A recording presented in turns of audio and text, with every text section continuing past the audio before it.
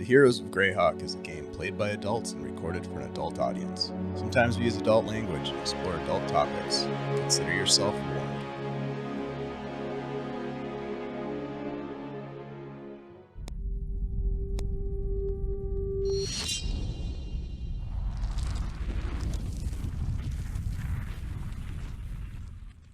In our last session, the party ran to the aid of Nulb's defenders, the wizard Burn, his badgers, and the Vanguard Alliance, who struggled to hold the line against an onslaught of evil men, gnolls, and orcs. Orcs attacked the southern flank. Gnolls and archers sought to wrest control of the bridge. Boats and combatants disembarked on the shoreline to engage the forces of good, while the Golden Shears used everything they had to repel the attack. And despite significant losses, the Badgers were emboldened by Xanthi, Nori, Desmond, and Alrund's heroic response. They fought valiantly and successfully to defend Nulb.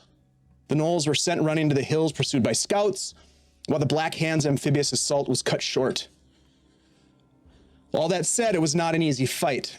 Both Alrund and Nori were dropped during the battle, luckily being revived by their companions, as the Heroes of Greyhawk and the Vanguard Alliance ultimately won the day. Reinforcements arrived to shore up the defenses. Healers tended to the wounded, while the dead were carried away. The party returned to the barracks to tend their own battle-weary bodies. And during the rest, Desmond's presence was requested, and he was escorted to the brig. There, locked behind bars, Desmond found his younger brother, Jack. Little was exchanged between the two brothers, as the guards kept a pretty tight watch upon the two, but Desmond promised to do what he could to secure his brother's freedom. The party debated their next steps. Xanthi exposed her true nature to gain the confidence of their newest companion, Alrund, explaining what she knew about this secret. Alrund shared that his family had been murdered by some sort of a shape-shifting creature. And hopefully, hopefully Xanthi doesn't think that Alrund's going to kill her in her sleep. Maybe wait till she's awake and does something nasty. But a bit of an accord, or maybe a bit of an understanding, came between the two. Desmond sought the counsel of his friends and their advice regarding how to proceed with the request for his brother's freedom. Eventually, the four of them found themselves standing before Burn with the hope of negotiating Jack's release. Desmond pled his case, and his companions supported him, promising Burn that they would extract valuable information from his brother in exchange for the boy's release. After considerable debate, Burn agreed to the deal, and the party headed to the brig to question Jack. But sadly, Desmond's brother lay dead in his cell. So too did Mr. McKinty, his neck broken, motionless. At the end of the chamber, a man, broad-shouldered, bronze skin and eye patch over his left eye, nodded towards Desmond with an acknowledgement and stepped through this purple, blue, and green swirling portal. Looking down and seeing his brother laying motionless, the apparent murderer escaping, Desmond did what any adventurer, heroic adventurer, possibly foolish heroic adventurer would do. He raced forward and dove through the portal. One by one, his friends followed, making it through the arcane gate before it closed and disappeared. And that's, my friends, is where we are going to pick up with tonight's game. I'm so excited. Been waiting all week for this. As you step through the portal, you are immediately engulfed by this rush of wind. Tugs at your clothes. It's like stepping into the most violent part of a tornado. Gravity itself loosening its grip. An endless chaotic descent, as if you're falling, picking up speed faster and faster, falling forward, being pulled and pushed at the same time. You see psychedelic lights of purple and blue shimmer around you as these blurred landscapes go past you. This dizzying whirlwind, a kaleidoscope of colors and shapes. You can't quite place what they are. Then suddenly, as if you're missing the last step in a long set of stairs, you feel the pull of gravity pick you back up and drop you forward towards this big, white, bright light, faster and faster. You're cartwheeling through this void-like space, a ragdoll, as the light grows bigger and bigger, faster and faster, until one by one, each of you tumble to the ground, finding yourself scattered across the dank stone floor. Desmond, then Alrin, then Xanthi, but Nori. No, not you. You find yourself somewhere dark, somewhere shrouded in shadow. Slamming hard into this obsidian-like rock. You open your eyes and you see about you this stark, haunting space. A monochromatic landscape draped in shadow. The air thick with an unsettling stillness, and the ground beneath your feet feels at one time hard, like the hardest rock, but also in that same moment, wet and spongy. And from the darkness, you hear the faint sound of muffled shouting. Breathing heavily, what do you do?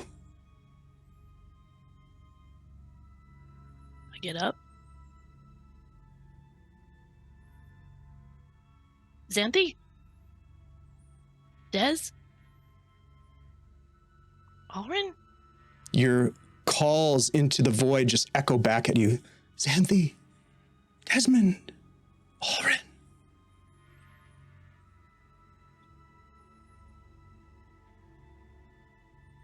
Hello? I'm gonna get up. Nori. Do I recognize that voice? You don't recognize the voice, the tone, the cadence, but you notice the distance and direction. Very far, but off ahead of you. Nori. I'm coming. And I'll get up and start moving towards the voice. You navigate through the shadows, and you feel this encroaching sense of dread that begins to tighten its grip on your consciousness. The voice becomes more distinct, calling your name again, and it echoes around you. Nori, Nori, Nori, Nori. And as you continue forward, you hear it, and you could hear familiarity. You know whose voice this is. The voice belongs to your brother, Nalvin. You hear it again, the voice carrying through the shadows, your name repeated amongst other words that seem to almost echo around this limitless space that have no meaning to you. The only word that you can make out is your own name. What do you do? Nell, are you in here? I've got the sword.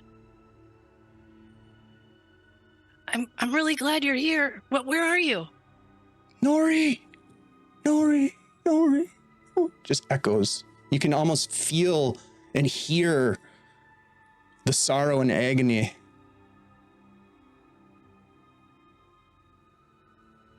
Where are we? Nori. You feel a cold breeze blow past you. Sends the hairs on your skin standing on end. Over here.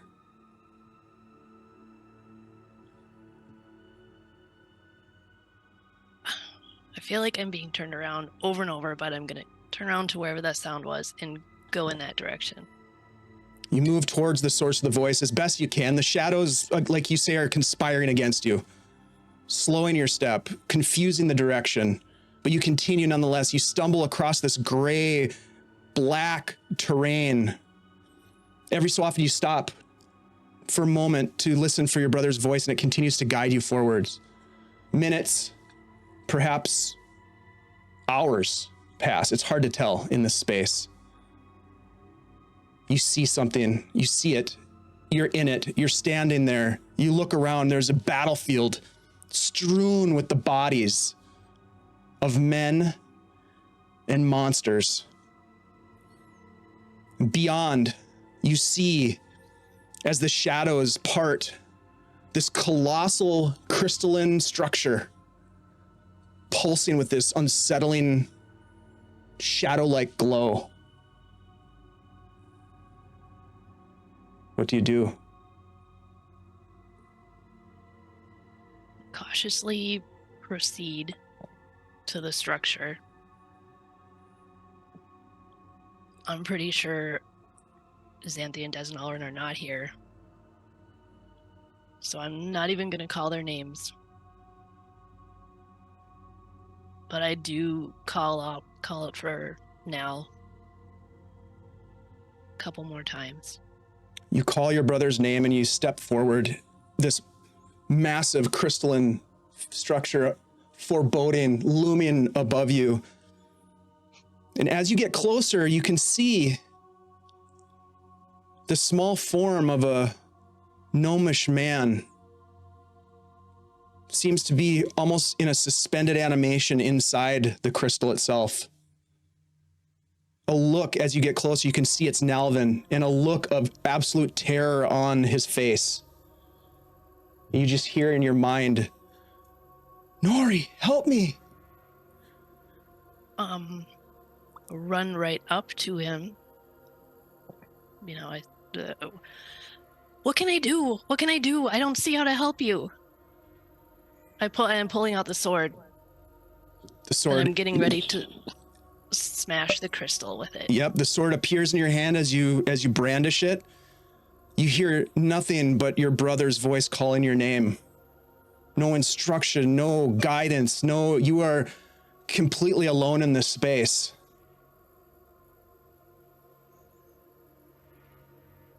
Smash it. Go ahead and give me an attack roll, please.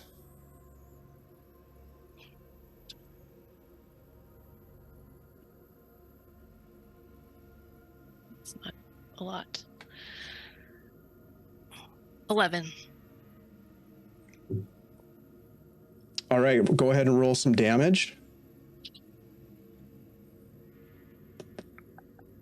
6. Okay. You take your sword and you smash it against the crystal and it shatters, the crystal chipping apart. As the shards fall to the ground around your feet, they are absorbed into the ground and you look up and it looks as though nothing has happened to this thing. But I do need you to roll initiative as the shadows that appear to be swirling inside of this crystal begin to seep out of it through a minuscule crack that you have created. And if you want to turn your attention to the Owlbear Rodeo, I'm going to do the same here. What in the world? Whoa. Well, it's not the portal, it's this weirdo here. Oh man, you're screwed. Yep. Yep. You're gonna die. All right, Nori, what'd you get for initiative? 3. Okay. This 3? thing, it takes a moment as the shadow emits itself from this crack in the crystal and forms into this large demonic creature made of shadow. It is going to make an attack at you.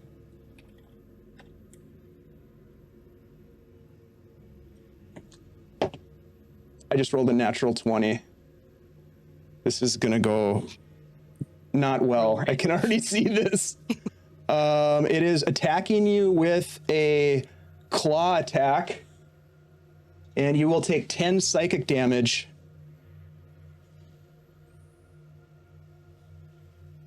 It is your turn. What do you do in response? As it comes, it flies for you and scrapes across your face. Do I see now? Did he transform into this thing? What happened? Give me a quick perception check, because this is all happening very quickly.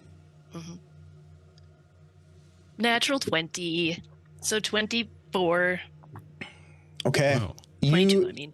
You quickly glance back at the crystal, and where your brother was in suspended animation, he's no longer there.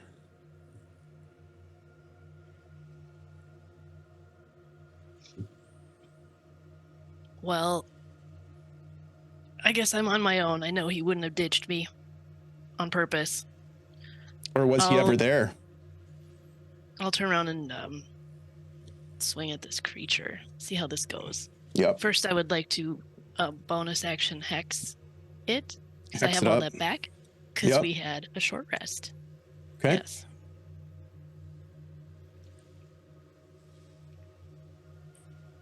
$19.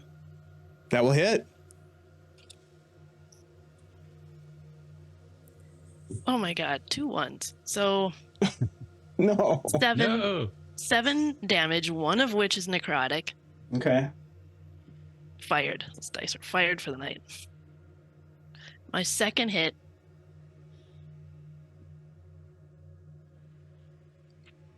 Natural 20 again. Okay. Wow. Okay. This What is when is you need happening them. right now? This is when you need them. Yeah. That's when I needed them for sure. What's up, Greyhawk Mike? Okay, Great to see here ya. we go. The shittiest damage ever. Okay, that's 1 necrotic and... Oh wait, this is a natural 20. So double the dice or the full damage? Before the pluses. Forget. You're gonna double the dice because you already rolled them. 3 times... Okay, math. Wow. And I'm excited. Here we So go. 6... Get the hold on. calculator. Yeah, here we go.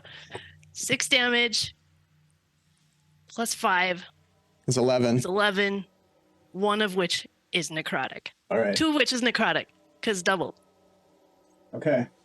Math. All right. You're doing great math, Shell. Just take a deep breath. It's all good.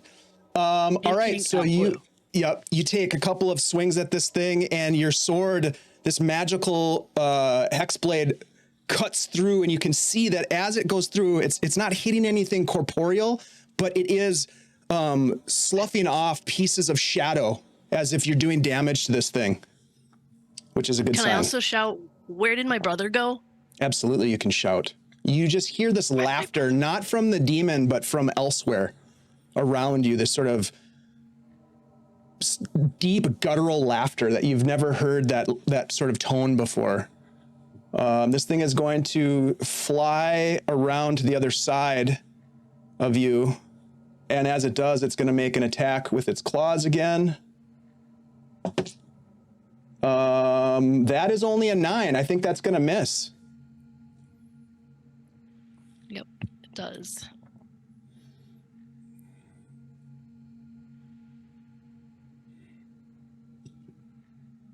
It's your turn, Shelly. Okay, I didn't know.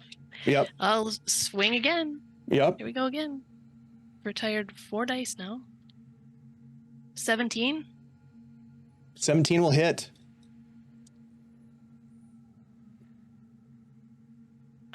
Okay, 1 necrotic and 10 regular damage for my Okay. first hit.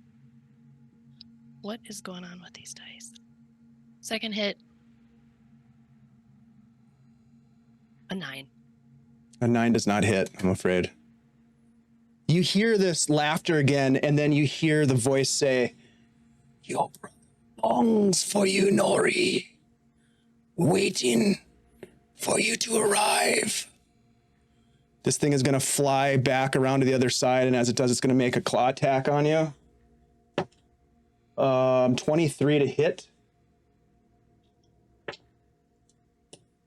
That will be another 10 psychic damage on you.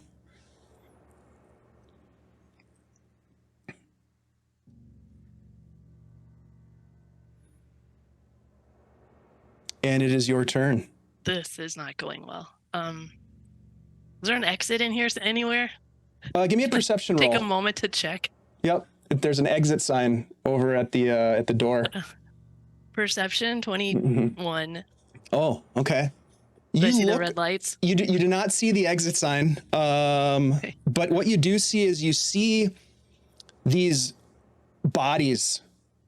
Some of them, as I mentioned, monstrous orcs and the like, gnolls, but you also see gnomish bodies. And you can see that they bear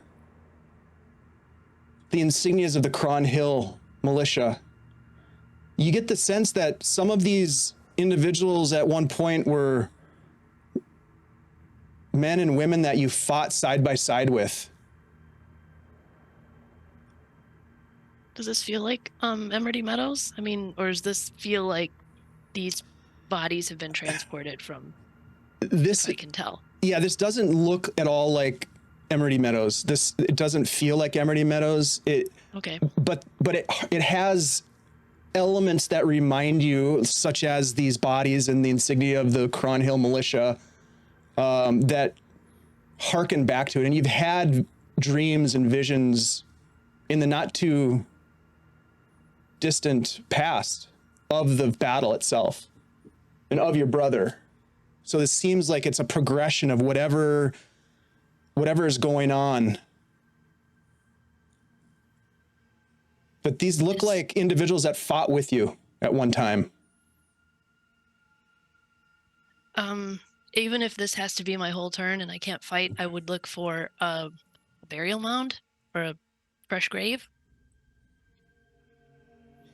Okay. Well, with that perception check that you already made, you do not see any burial mounds. These are corpses that are littered across this landscape that are laying on this hard surface of obsidian, almost as if they had just been slain in battle. Oh, God. Okay, and there's no exit that I can see.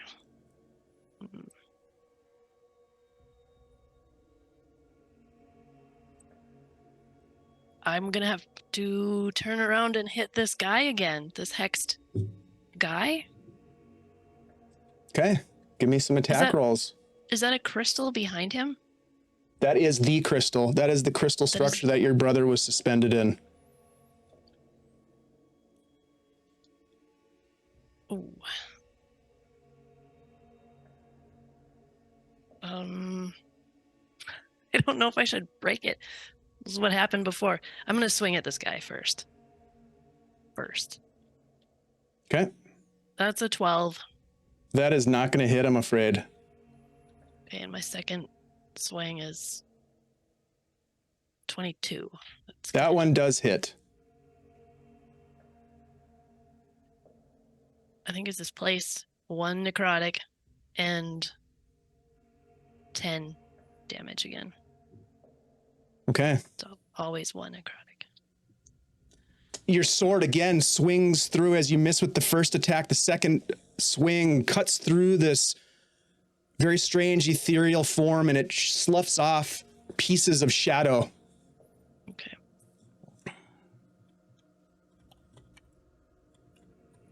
Does he do anything? Oh, yeah. He is going to make an attack on you. Flying past and making an attack with his claws. Ooh, that is a 23 to hit.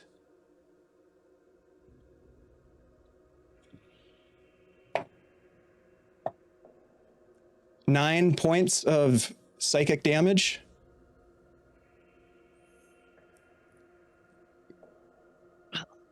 This is terrible. Okay. I'm going to turn around and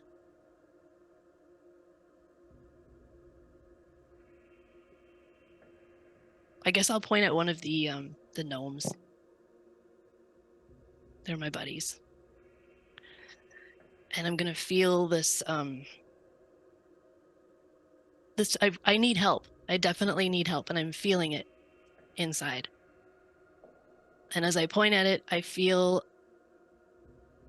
like all the oldest cuts that I have, the cuts that I had, the damage that I took in the battle, they start to get, like, they fill in with black. instead of like just normal cuts. And I channel this weird energy out that I've never done, and I didn't know I could do it. I just know I need help. And I cast Undying Servitude, which is Animate Dead. Okay. And it's not bones. It's an actual body, so I get I get a zombie. Hell yeah. All right. One of them rises up. The body starts to move. It reaches up and it grabs its sword, looks at you, and turns towards this demonic shadow creature and is going to make a swing. Go ahead and give me a d20 roll for an attack. 19. That hits. Give me some damage. That is going to be a d6.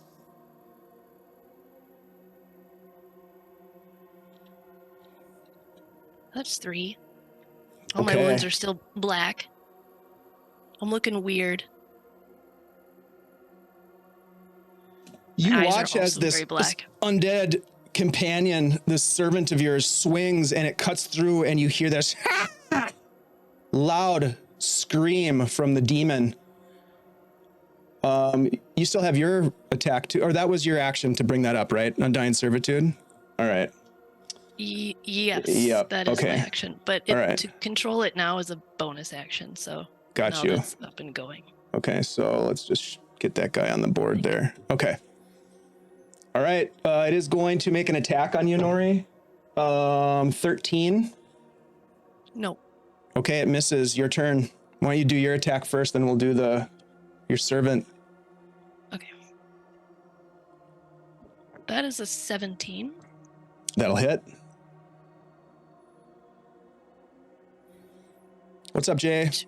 2 necrotic and 12 regular damage on that one. Okay. Second hit is gonna hit. That's a 19. Oh yeah, there we go. 6 necrotic and 15 regular damage. With the second attack, as you swing through, you just hear this laughter again.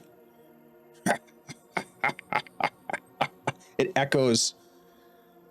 The zombie companion lurches forward and swings, but it's too late. This demon dissipates as you put it down with your second swing, Nori. I do not dismiss this zombie. I keep him with me. He can I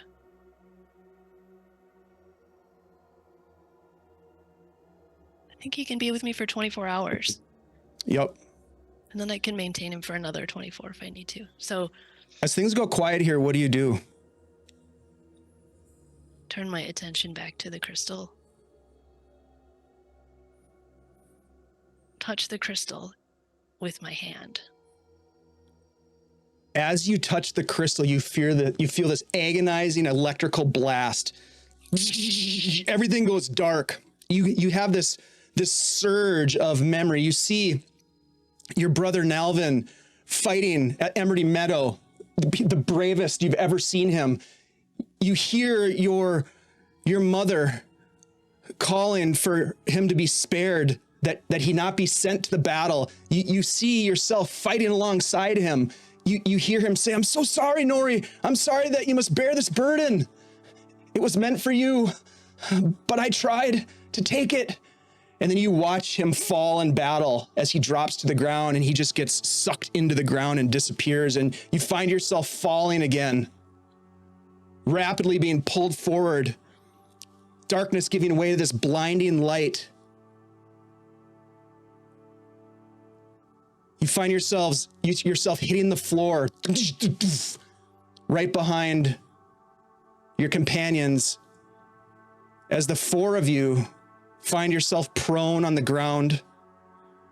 Nora, you look down in your hand as you're trying to make sense of what just happened. And you see that there's an obsidian black crystal in your hand.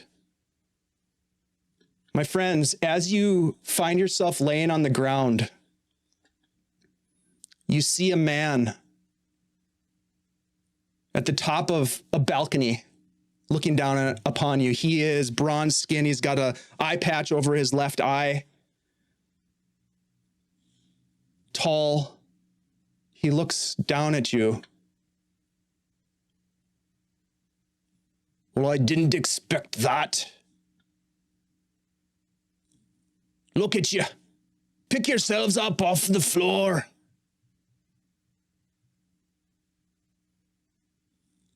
Who are you?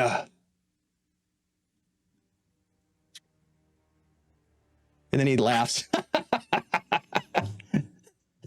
I know who you are. Desmond. Des is going to stand up. Xanthi. He nods. Orin, is it? And Nori Bibblespark. Huh. Well, it's a pleasure to meet you in person. The name is Zelroth Umbra. Pleasure to meet you. I had an inkling that you would follow me here. Before. You've never met me, although your friend Desmond knows who I am. But I've been keeping an eye on you. A close, watchful eye at that. Well, tell me, Desmond, that look of anger in your eye fuels your rage, doesn't it? What do you intend to do with that rage now?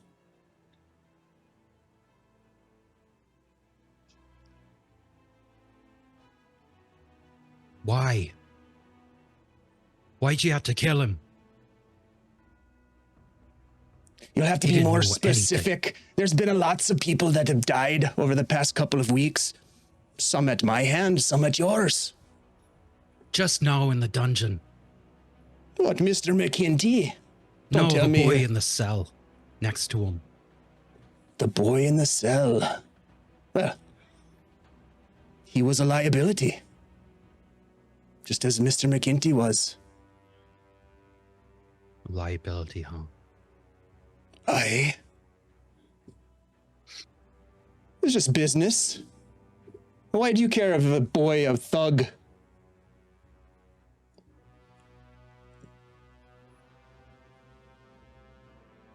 That boy was my brother.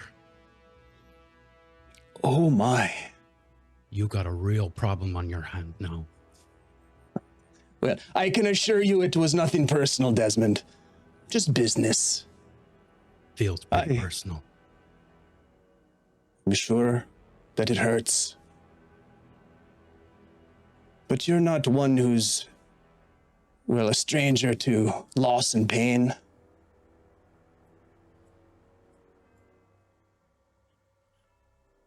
I guess I do apologize for snuffing out perhaps the last living individual that you have even a semblance of a relationship with that goes beyond what is this? The Golden Shears. Is that it? So you've heard of us? Oh, yes, Cartoon title. I've heard of you and your exploits, how you've been quite the thorn in the side of the Black Hand. Quite impressive, really. Think. Who's this guy, Des? Go ahead, tell He her. murdered Jack, right? Yeah, and he Jack. murdered my friend Hob, too. He seems to like to kill all my friends. Well, I haven't killed these three yet, have I?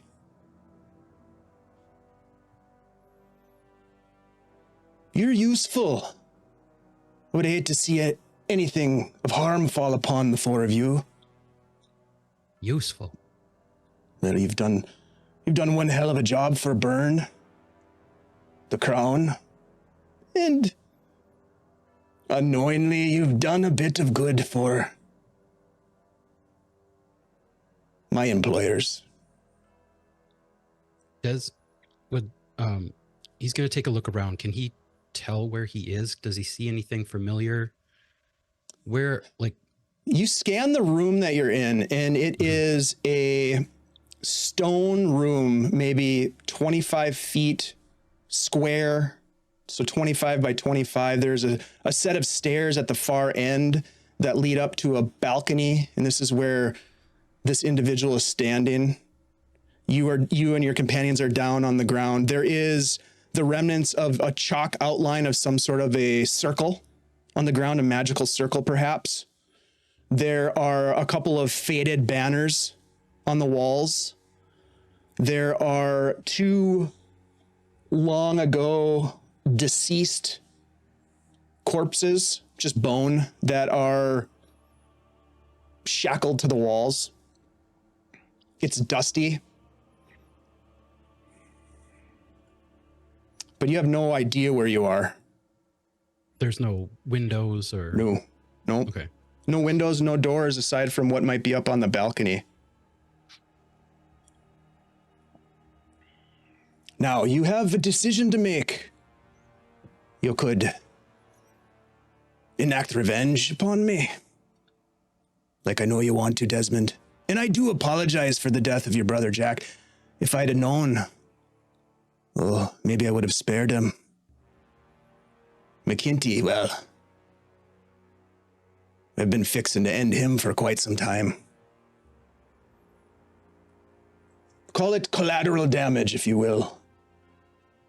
Though I do appreciate the severity in this case. So, you could channel that rage, yeah? Or you could strike a deal. Yes. You followed me through a magical portal, not knowing where you would end up. That is heroic. Foolish, but heroic. Perhaps you could be useful to me, yes?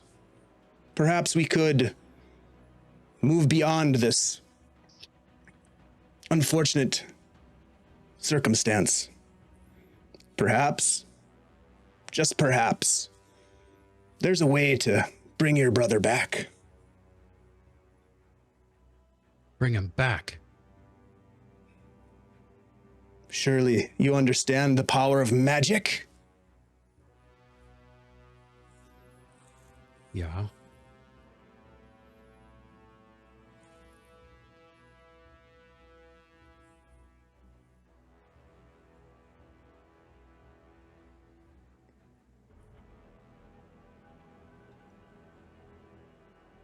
You'll bring him back.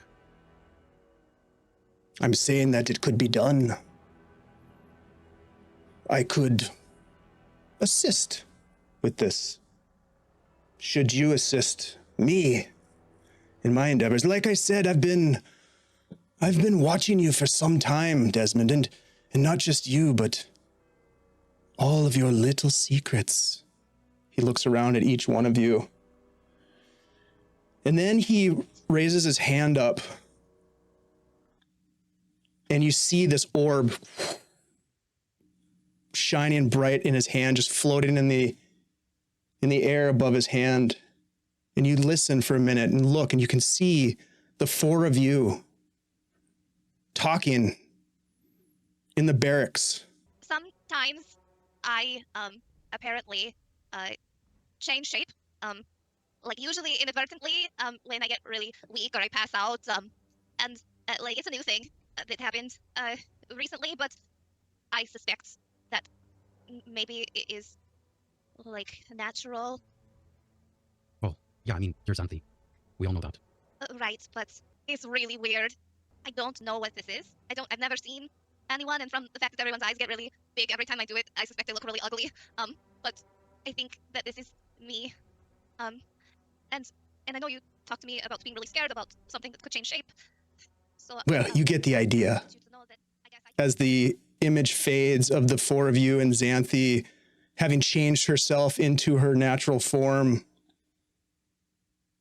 telling Alrin, trying to make amends with Alrin, he just looks and says, "Yes, you could be very, very useful indeed, I think."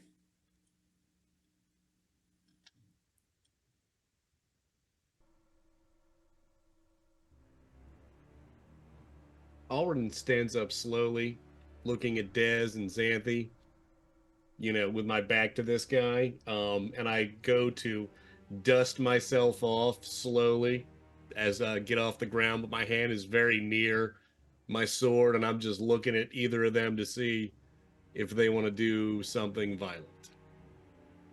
Nori's pushing herself up with her sword, leaving a lot of blood, and moving up to intercept slowly, painfully. This is probably the point where you notice Nori moving and you can see that they are pretty heavily wounded coming out of the portal. The zombie didn't come with, right? No.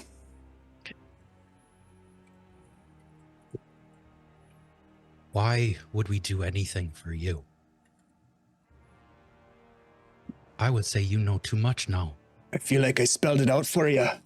To get your brother back. Why would you show us that recording then? Insurance. Blackmail. That too. I am a businessman. After all, not just a murderer. How do you plan on bringing his brother back? The power of magic.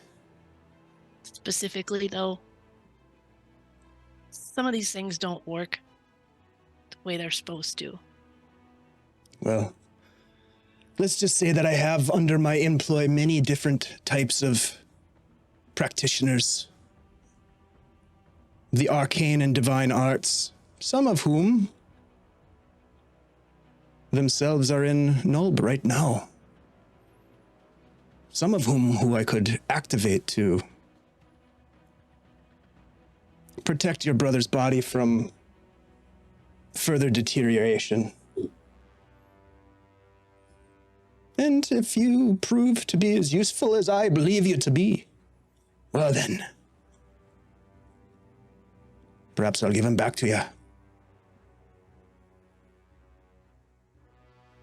Or you could draw your sword, Alrin.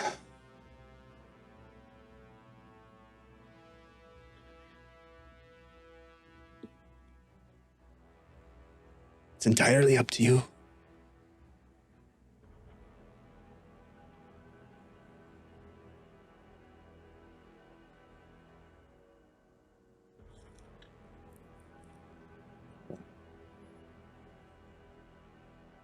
How do go I know invisible. Sorry, go ahead. I go invisible. I drop to the ground and sit. I can't stand this way. How do I know I can trust you to keep your word? I'm a businessman after all, Desmond, and a word is bond. I guess you'll have to trust me.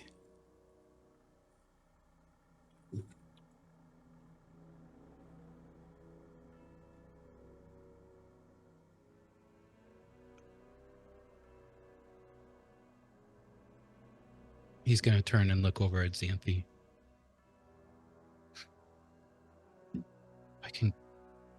If I could bring him back, do you think it would work?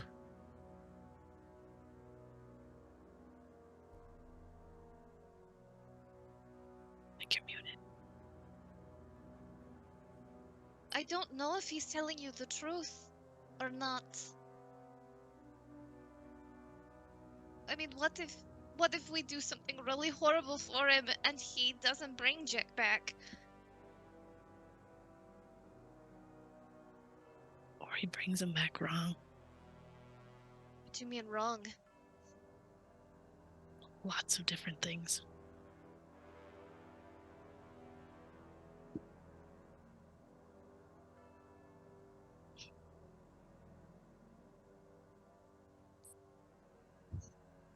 What are we going to do?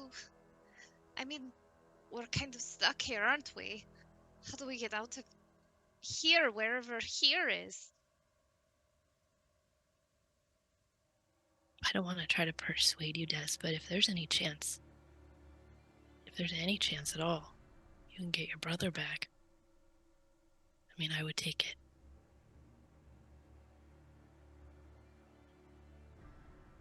In a second.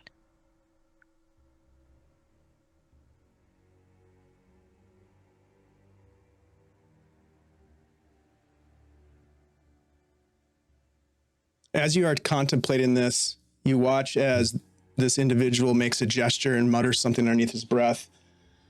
And Alrin, you feel yourself pulled back into the visible realm as he casts a spell magic.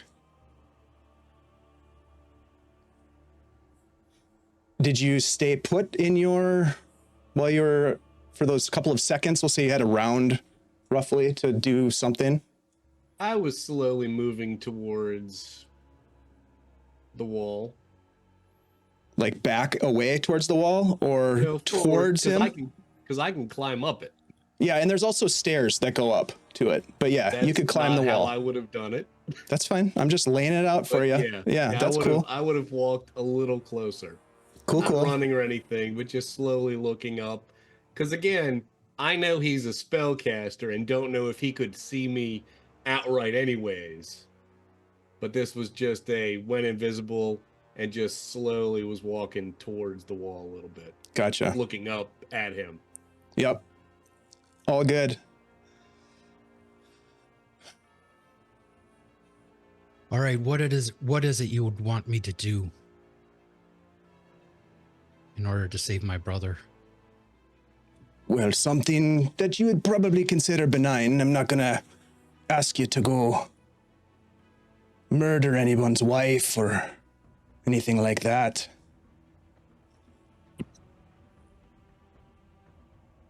I just need you to do a little bit of investigation for me, gather some information.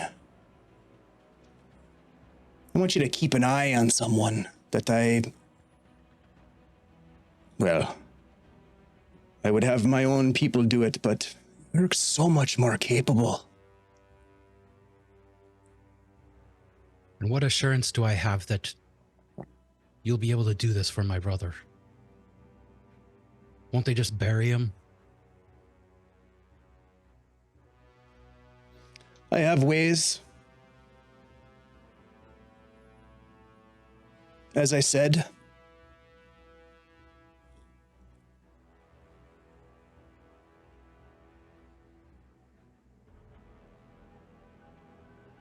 All right.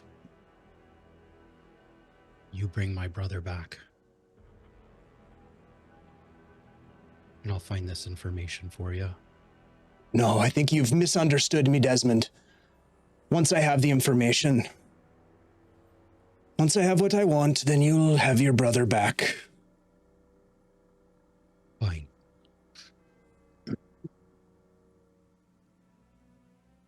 Very well. I'll reach out to you. We'll see each other again. I look forward to doing business with you. I sense that this will be the beginning of a very productive friendship, perhaps. But I'm also an optimist. Very well. The deal is struck. You have my word.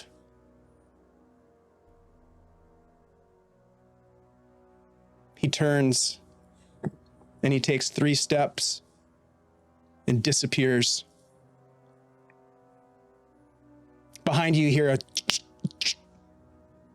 and a panel in the stone wall opens up just slightly. A secret door.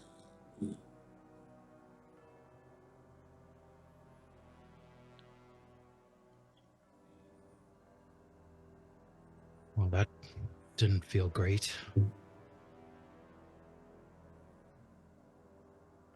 Come on, let's get out of here. I don't like this place.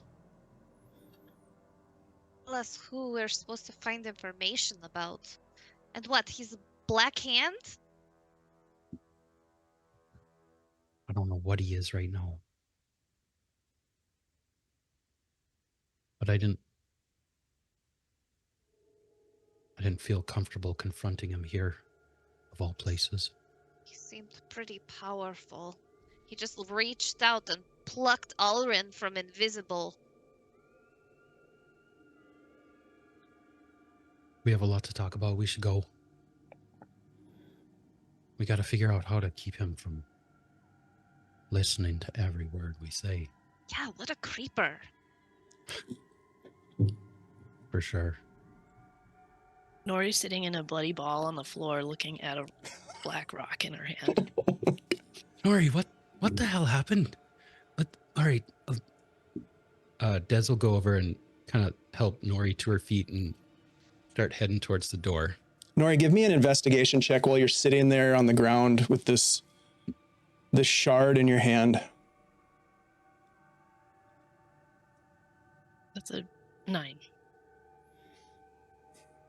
It definitely looks like it is part of or similar to the crystal that you saw in your interlude before ending up in this dungeon-like place.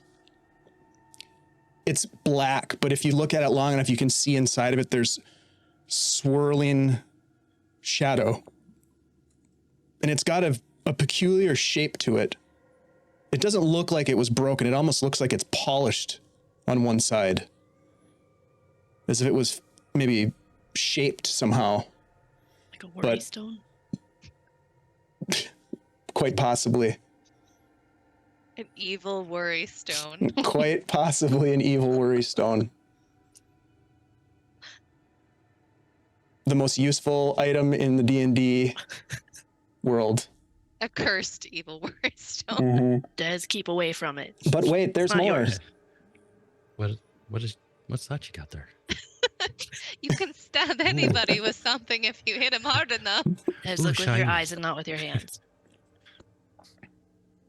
There's more.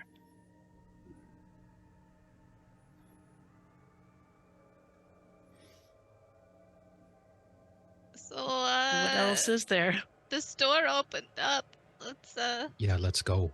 Let's get out of here. We got to figure out where we are.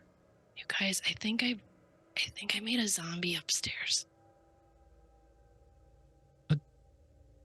I made a zombie. I needed help. I felt weird. I felt desperate. My hand just went up and I pointed at a dead body and it got up. A zombie. It's not here. I got the feeling it would come with me, but I guess it didn't. I don't know what happened. I made a zombie. Are you all right? I did hit my head, and I feel really terrible, but yeah, you went through the portal with us and you came out at the same time. something else happened to me. Did you guys just go straight through? Yeah. You just landed here? Yeah. Just I fought straight to this floor big- here. Weird creature that was shadowy and raised a zombie and broke some crystals all in that time. Well, you do look fucked up. I feel fucked up. Extremely. I got this. Okay, let's continue. Yeah, walk and Lincoln. talk. Walk and Walk talk. and talk. I'm Let's get out of moving it a here. little. Desmond, you push forward through this stone door, it creaks open, and you look and it's a dark tunnel, almost like hand carved in the stone, as opposed to the room that you are leaving, which is definitely like stone bricks and well placed, fashioned by stonemasons. This is more of like a mine shaft that you follow. It's dark. The air is stale. Do you have any lights that you use? Yeah, he'll get his lantern out. You strike the lantern and you shine the light and you can see that it goes on. You have to duck your head slightly in places. And finally you get to a spot where there's a door. Just a circular door that fits sort of not what's the word I'm looking for? It kind of sits sort of haphazardly at the end of the tunnel, and you reach down and open up the door, and the light from the sun just blasts through causes you to sort of like shield your eyes, and you look out and you see blue sky, clouds, the sun shining down. You can hear the sound of water, men, women shouting, birds flying overhead. As you each step out, you see that you're on the banks of a large river. And sort of as you regain sort of your senses, you can see a river that you know, Desmond, the Velverdiva River. You look east, and it just goes on, the expanse, rolling hills, riverside, riparian. You look to the west and you see the massive granite walls of Verbobank. Place that you have not seen in a month or more, maybe 3. Where this story originated. You see the city up there. It gives you a sense of both relief, as now you know where you are, but also a sense of dread at what you left behind. And I think that, my friends, is where we are going to take our break. We're going to take a break slightly early, and then we will come back to get into the next chapter of this crazy campaign. All right, cool. Well, thank you guys for hanging out. We're giving away some stuff. I'll drop some information in the chat. It is courtesy of our good friends over at CZRPG. Frosthaven. Exclamation mark trying to get in on that giveaway. We really appreciate it, guys. Stick around. We've got something cool to show you we have a cool little update reel on our Tales from the Whisperwood campaign, mini campaign that Shiv is running during the break. So please hang out. Check it out, my friends. We'll be back in just a few short minutes. Thank you very much.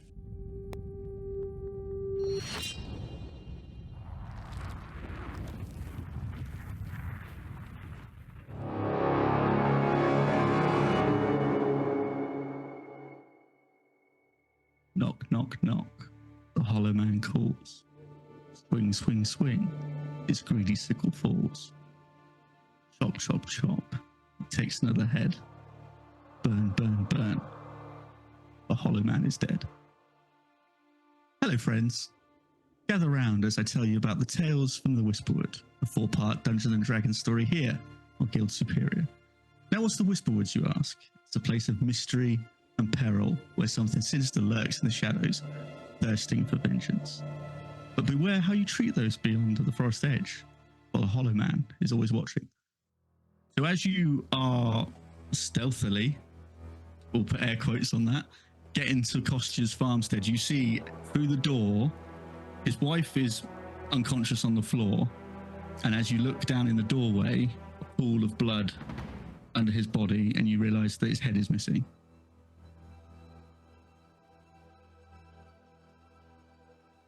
I think I found out what that thing took. Come by this Saturday, enjoy the adventure. I'll see you there. Get ready.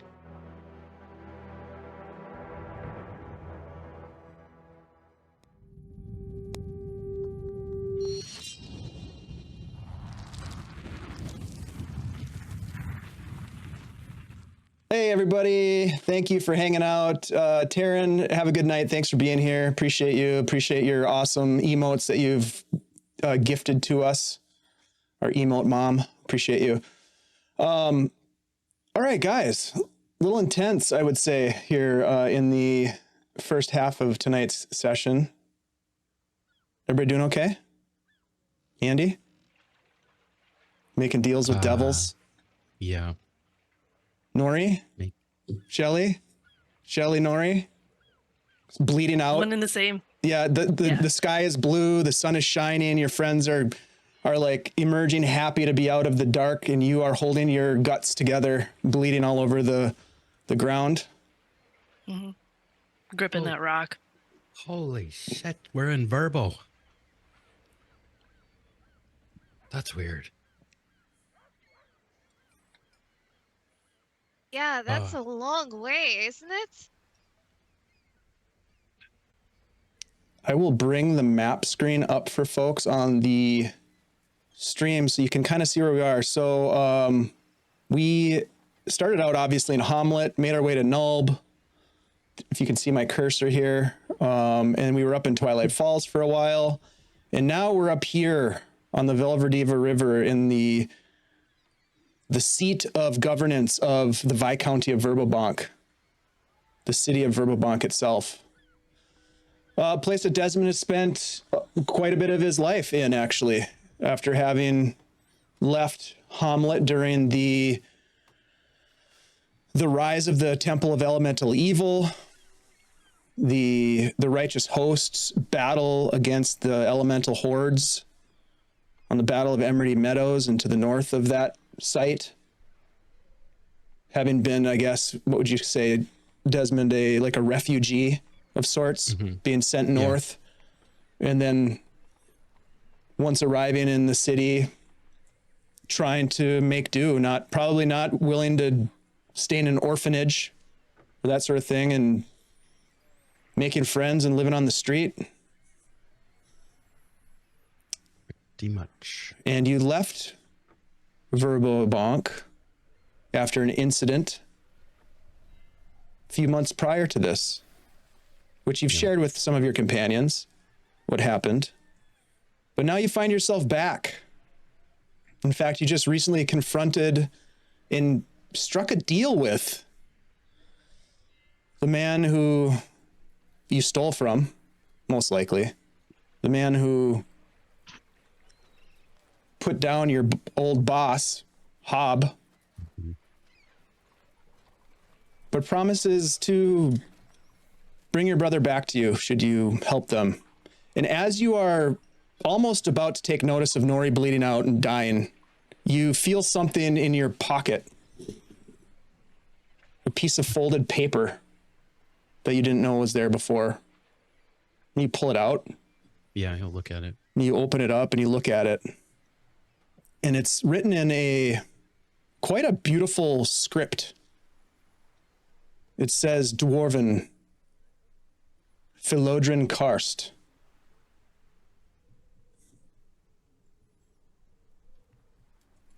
And then below it, it says Eye of Twilight. And as you read the last words of it, it turns to flame, burns, and you drop it, and it just burns into ashes at your feet.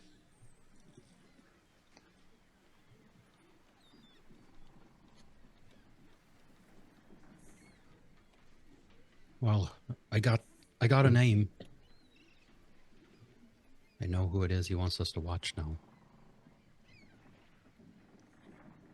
Okay. Someplace that has bandages. Yeah. All right. Oh, yeah, we need somewhere to go.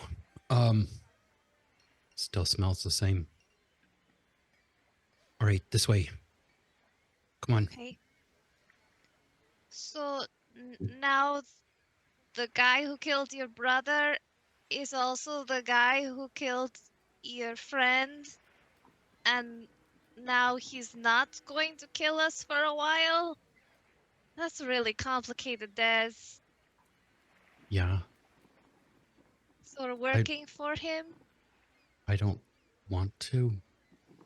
What? He's probably just going to kill us after we give him the information. Oh, yeah, for sure. Wow. He's probably listening to us right now. Creeper! I didn't trust we were alone. We didn't know where we were. I didn't want to get you killed for something I did. And if he can bring my brother back, then I'm willing to try.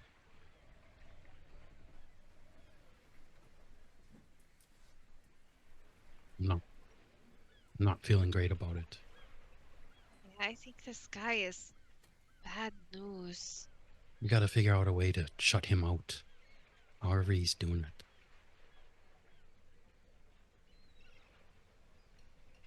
Maybe we can find something here in the city. With enough money, I'm sure we could do something. I mean, like, I don't know. Should we go to a magic shop? Or should we go to, like, I don't know, like a library? Or, like, I mean, we're in the big city now. Like, somebody's got to know something. All right.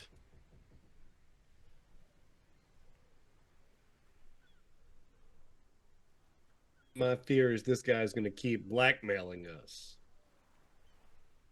And I'm not looking to be in a long-time service agreement with that kind of person. I don't blame you. Once your brother is alive again, other plans can be made.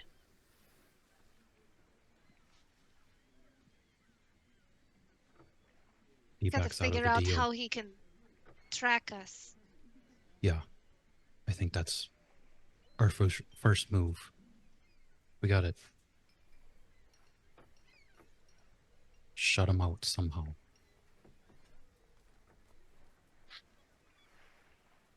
Yeah, You he think it's- definitely showed us a bit of his hand in that little meeting. So we're gonna have to be more prepared next time. Do you think it's the ring?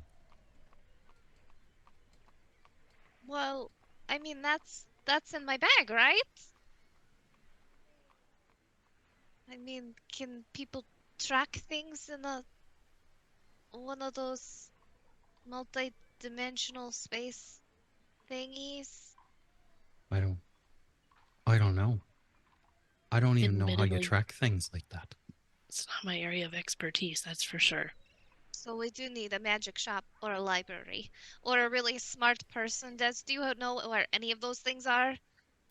Well, we could have asked Byrne, but now he's hundreds of miles away. Our deal was for a live jack, and I think that ship has sailed. Right, but he can't get any more dead, right? So if this guy can... Well, Well, All right, shit's weird. All right, but if he can bring my brother back, I'm gonna try. And if he makes one steps out of line in any way, deal's off. I'm really concerned about the nuance of the words bringing him back to. We have to make sure ahead of time, if we can, that Well, he's going to come back in a way that you and he would want to be back. I know it. I've read about it. I know it can be done. I'm not saying Yeah, that I it can't don't- be done. I'm just saying he is kind of, he seems a little slippery, like he might Right. just try to continue to mess with you. It could all be a trick. And you know what? Honestly, I was trying to get us out of there. You know, if we find out this thing is not worth it, maybe it's not worth it.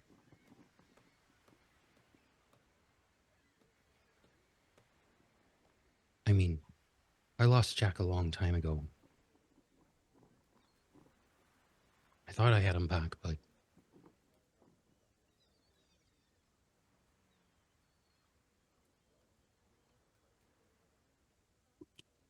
there's a lot of clerics who can do a lot of good things if we could only find one that was, Right. like learned enough. Mm. It seemed like there were only podunk clerics wherever we went in those little towns. They couldn't even lift a curse, but I've heard of clerics bringing people back who've been dead. yeah. I read a So- story once where all they needed was a little bit of his body. It was like a bone, No. and they brought him back. Oh man. We should have like cut off one of his fingers while we were running for the portal. I don't think there was time for that. Otherwise, I would have done it. Oh, I really just said he saw that he did something, and it looked really bad.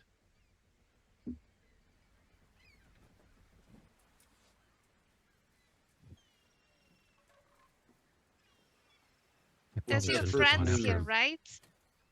Yeah, not too far. You got to get to the. Okay, but not in a secret place because you know, like we're being watched the whole time, right? Are we? Oh, confident? I'm pretty confident they'll find us. Just we'll find a tavern or something to maybe get a room. Rest up. Do you have a different name here? Do we need to call you something else? Most of Do my you have friends knew me as Des. It's mostly the like the royal guards that I'd give different names to. Okay. Do we need to do anything else with our appearance? I mean, I've never been here before, but Are you a wanted person, Nori? Do you have a bounty out on you? no, not here. No. Great. Then you're probably safe. As you guys Should I are change walking what I and look like? Just don't go golden. good advice.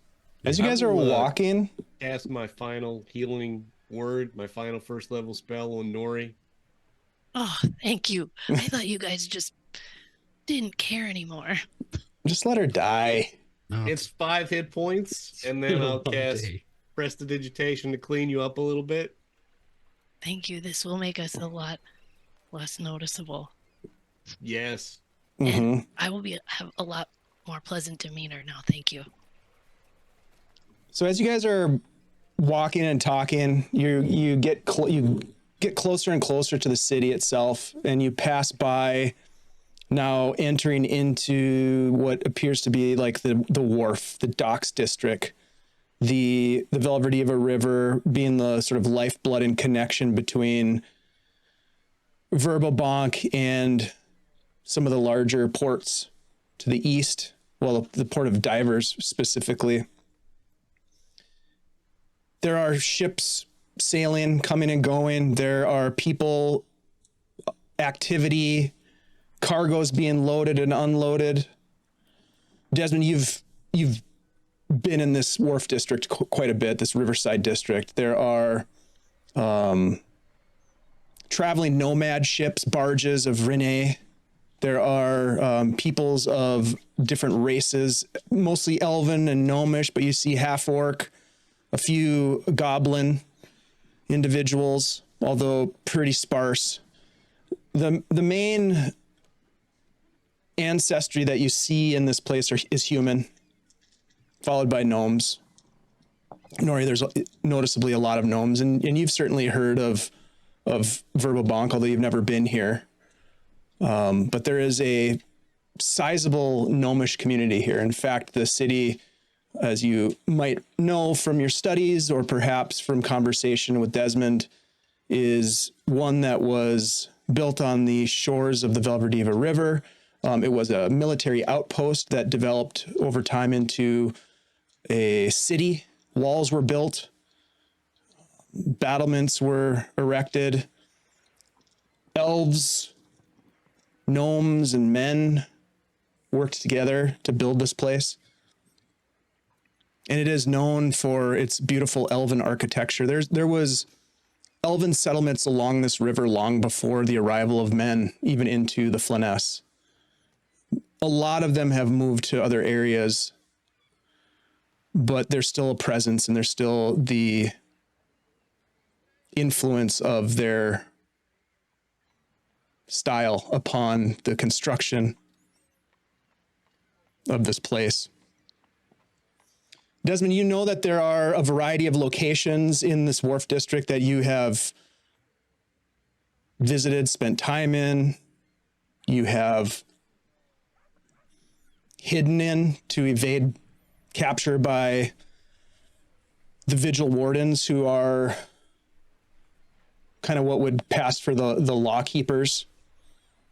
But there are also the Cuthbertian billets, which form another more focused law enforcement, enforcing the decency and the common sense of St. Cuthbert, but carrying a heavy club when needed. You and the dogs have had various run-ins over the years with both of those groups.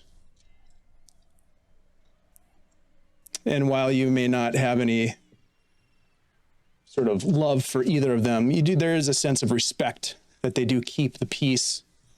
More so with the vigil wardens, who appear to be a little bit more even keel and thoughtful in the way that they enforce justice.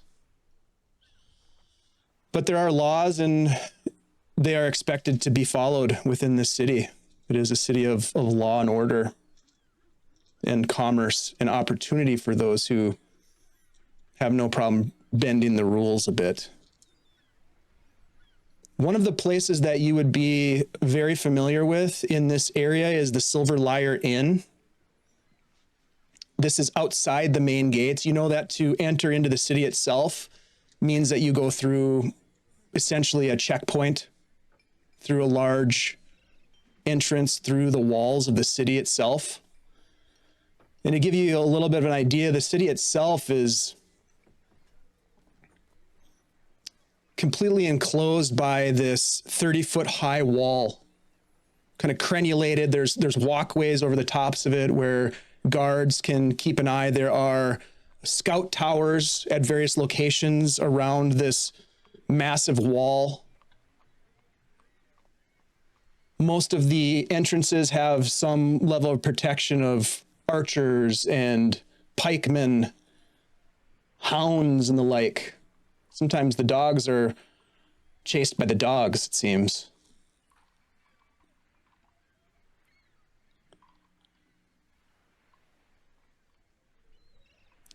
So you know that to enter the city would be not an obstacle, but would cause you to go through some sort of like a checkpoint to get inside, just to kind of lay it out there. But there are along the waterfront various brothels and warehouses and what you would expect in a riverside port town of significant commerce. Probably the biggest drivers of the economy here would be foodstuffs that come up from, let me bring up the map here again, just so people can kind of see what I'm talking about. So there's an area called Cienega Valley to the south of Etterbach. It's a very fertile valley. And Nora, you'd be well aware of this too, because a lot of gnomes end up working and helping to develop some of those fields with aqueducts and that sort of thing. There's a lot of gnomish influence on things around here in the city as well. The Cron Hills themselves, there are very productive mines of gems and copper.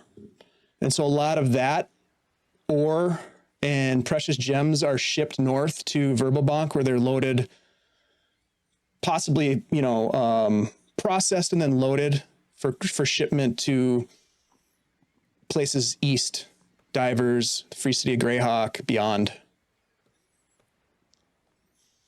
Because of all that commerce, this city of Verbalbank is, and the history that it has with the elven settlements dating back hundreds of years, it is very well fortified. It's well defended. It sits upon this rock outcrop that overlooks, it's just south of the river, so it overlooks the river. At the center of the city itself is Castle Greyfist, where the Viscount, his noble lordship, Wilfric, lives and rules. So, my friends, as you enter into this wharf district and you sort of look around, you provide some healing energy and relief to your friend Nori, who no longer looks as though they're going to bleed out on the docks. What do you want to do? I think this inn would do well right now. I think maybe we'll hold off on going into the city for now. Unless, I don't know, you all need to do something in there. But I think we should get a rest, right? Get Nori better. I mean, you Muted, guys Sandy. definitely.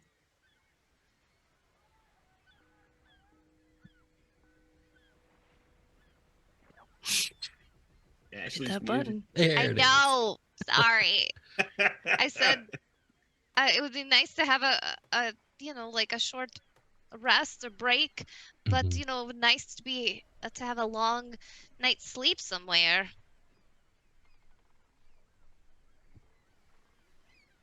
I mean, I haven't got had a a lot good to deal sleep with. since before we got attacked by the riverboat creepy sorcerer thing. I think. Oh, yeah. We need a rest. I mean, having a fresh mind to come at this would be a good idea. Dez is just, he's got his eyes just panning around. What are you looking for? Just constantly on the lookout for someone he knows.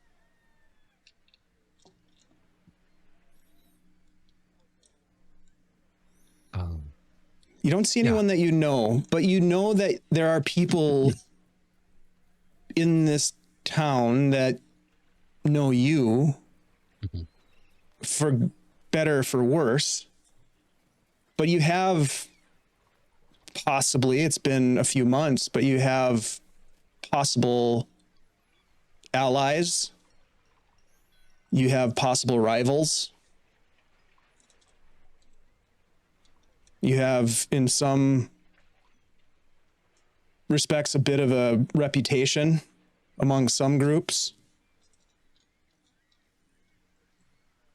But you don't see anybody that you know. But you as you're walking, you're just instinctively making your way to the Silver Lyre Inn. And as you all kind of stop in the street, people bustling about, wagons being pulled by horses towards the docks. You can still hear the water splashing along the riverside. A lot of activity going on. It is maybe mid-afternoon, best you can tell.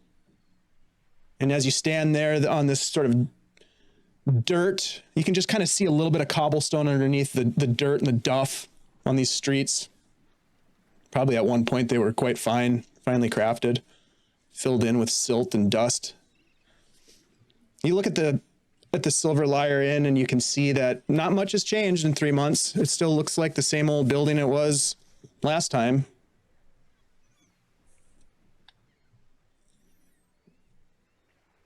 It's not flashy, it's not opulent. It's rustic, it's small. It's a good place to lay low. Yeah, this'll do. Let's get inside. Get some food. Some drink.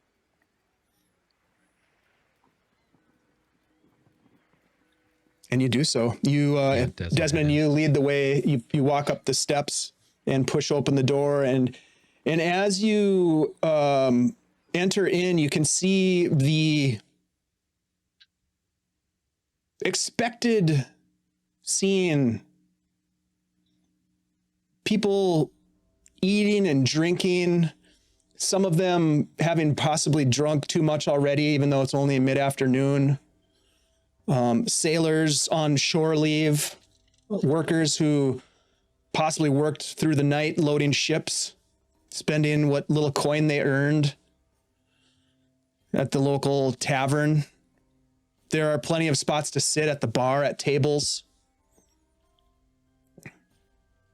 The interesting thing that catches all of your eyes as you walk in, and now you understand where the name of this place comes from, Desmond having not thought to warn you,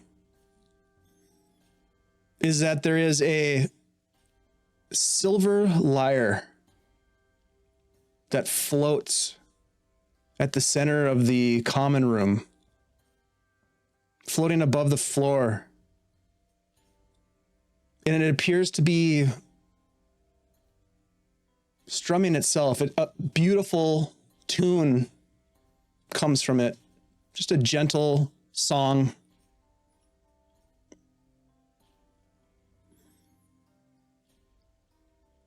With no musician attached to it, simply playing its own haunting tune.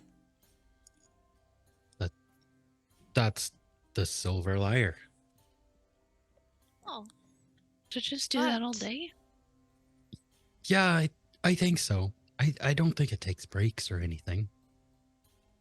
it's kind of economical if you think about it. Just I don't, lazy music. I don't really know if it's like a ghost. Maybe it's like a ghost playing it. Well, then it Or- would need to take breaks. If it's just enchanted in some way. I just, in the past, I've just like, I don't mess with that kind of stuff. We haven't ever just gone When up there's a there. lyre floating in the air, you don't touch it. I feel like you would, though. You, It's like one Des, of the would. first things you learn. Tried to Next, the touch it, didn't adventurers you? will be replaced with magic. Come on, what's going on? Don't touch Industry. weird magic shit.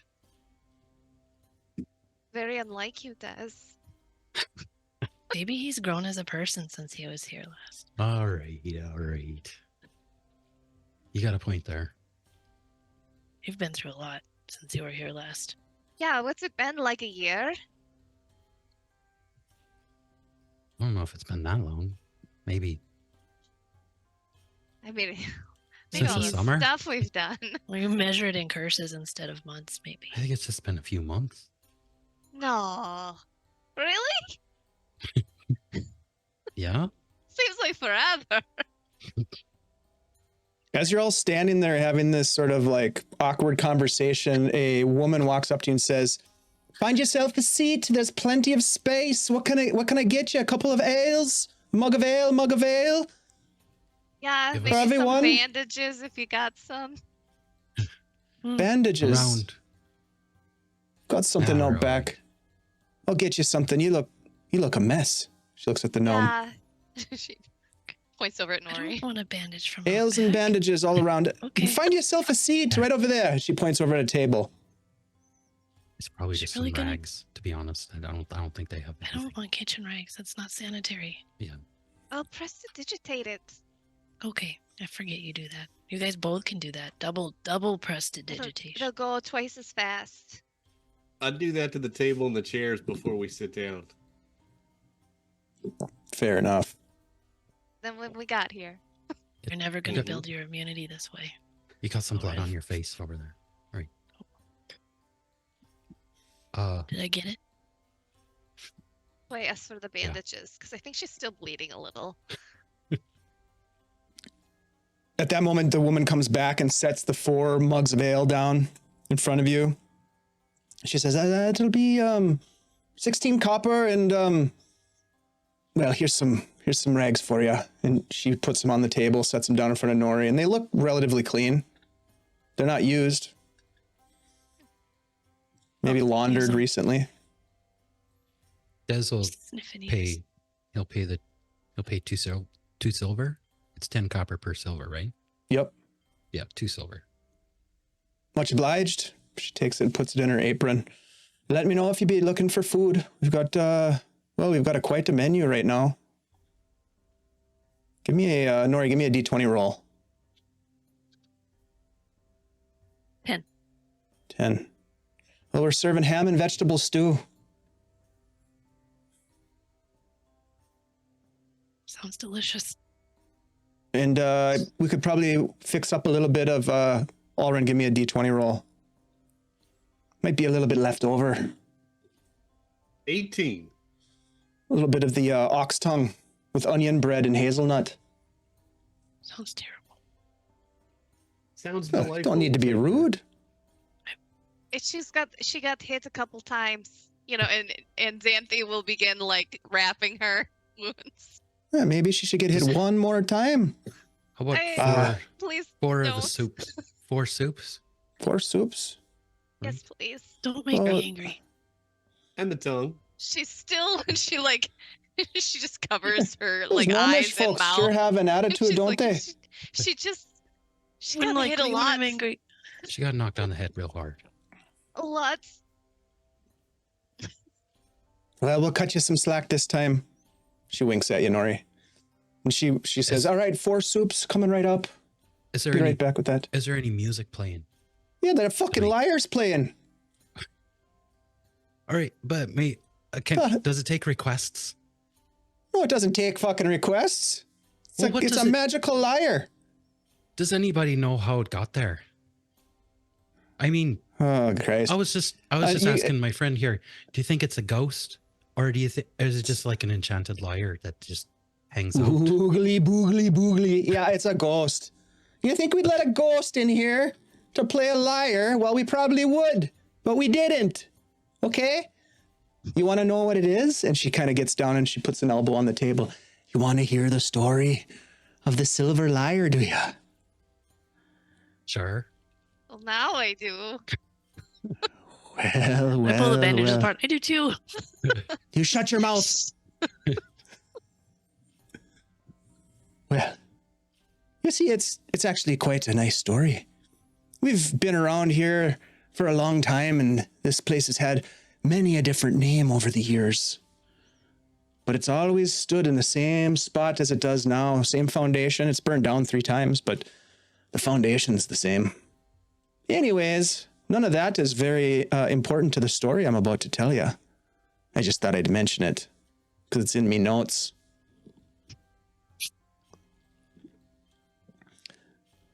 You want to know the real story, do you? The real one? Yeah, the real one. Okay, fine. I've heard a lot of rumors. Look, about 25 years ago, the owner struck a deal with a traveling wizard. Don't know the nature of the deal, but they say it was a blood pact. You can tell she's making this up. Whatever it was that they agreed upon, the magic user said that if the owner made good on their promise, that they would be gifted with the finest music until the end of their days. Well, that fucking owner died. His son died. But the current owner still keeps the lyre around. A gift from a powerful magician. The damn thing's ensorcelled with some sort of magical powers. Do you know the name of that wizard? Well, I don't actually know the name. No one's ever asked for the name. Oh, I thought this was, like for recommendations. And could you even move it if you wanted to? I wouldn't touch it. You know what they say about magical items? You're liable to get cursed. Never heard that before. We don't know anything about curses here. Mm-hmm. We don't know anything about But I'd say keep your hands off it. Let it play its music. It only knows a few songs, though, so we've heard them all many times. But every once in a while, we get some traveling minstrels that come in and accompany the lyre, and that's pretty fun. We usually do pretty well on those nights as well. Good ale sales. Lots of oxtail. You ever tried to teach it a new song? Not me. I'm not much of a minstrel. I mean, maybe it only knows a few because it's only heard a few. Hard to say. Anyways, I'll go get your soup now. Okay. All right. Thanks. Nori, do you think if we played a really catchy tune, that maybe it would always play that really catchy tune? And nothing else, and you would never hear anything else except that one tune?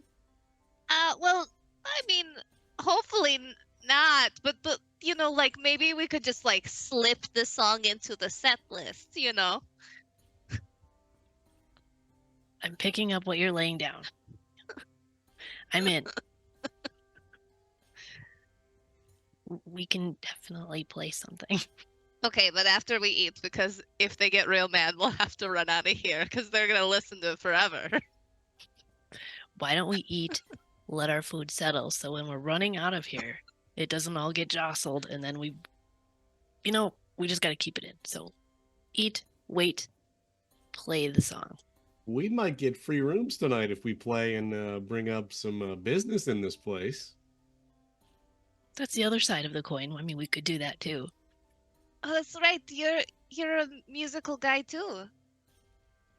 Yes, I am. I'm not musical. I'm just mischievous. I can't play anything. Yeah, me neither. Oren, you and me could play some music, because I got these bird pipes, and I'm not terrible at these either. I've got my lute with me. I got a flute in the bag, yeah. Could you use a little bird accompaniment? Sure. Why do birds always Birds, accentuate lawyer, a song? an enchanted lawyer, and what was the other one? I think he said Flute. bongos. Flute? I have a flute. Desmond, as this conversation is happening and your friends are hatching a plan, an entertaining plan, you see a man moving about the common space, someone that you recognize. You don't know their name, but you've seen them before. They are moving about the tables, nudging people who have passed out to like wake them and urge them to leave, wiping off tables, talking to some of the patrons. Very jovial fellow, but someone that you recognize. You're not sure the nature of the recognition. Give me a history check.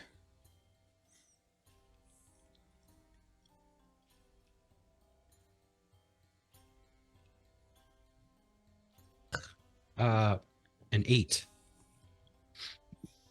Definitely gives off the sense that this individual works here. And you have the faint recollection of more than one circumstance where you found yourself hiding in the cellar of this place. And you're not sure if this is one of the individuals that kicked you back out on the street or not, but they are making their way around the tables and headed towards your table.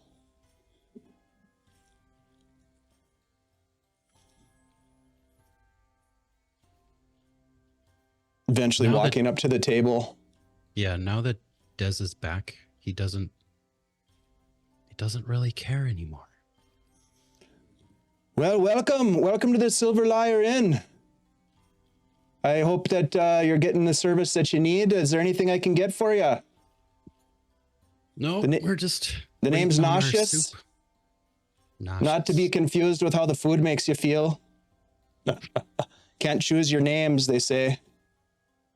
Well, I mean, you can, but... Well, I could change it, I guess. I wonder what I would change it to.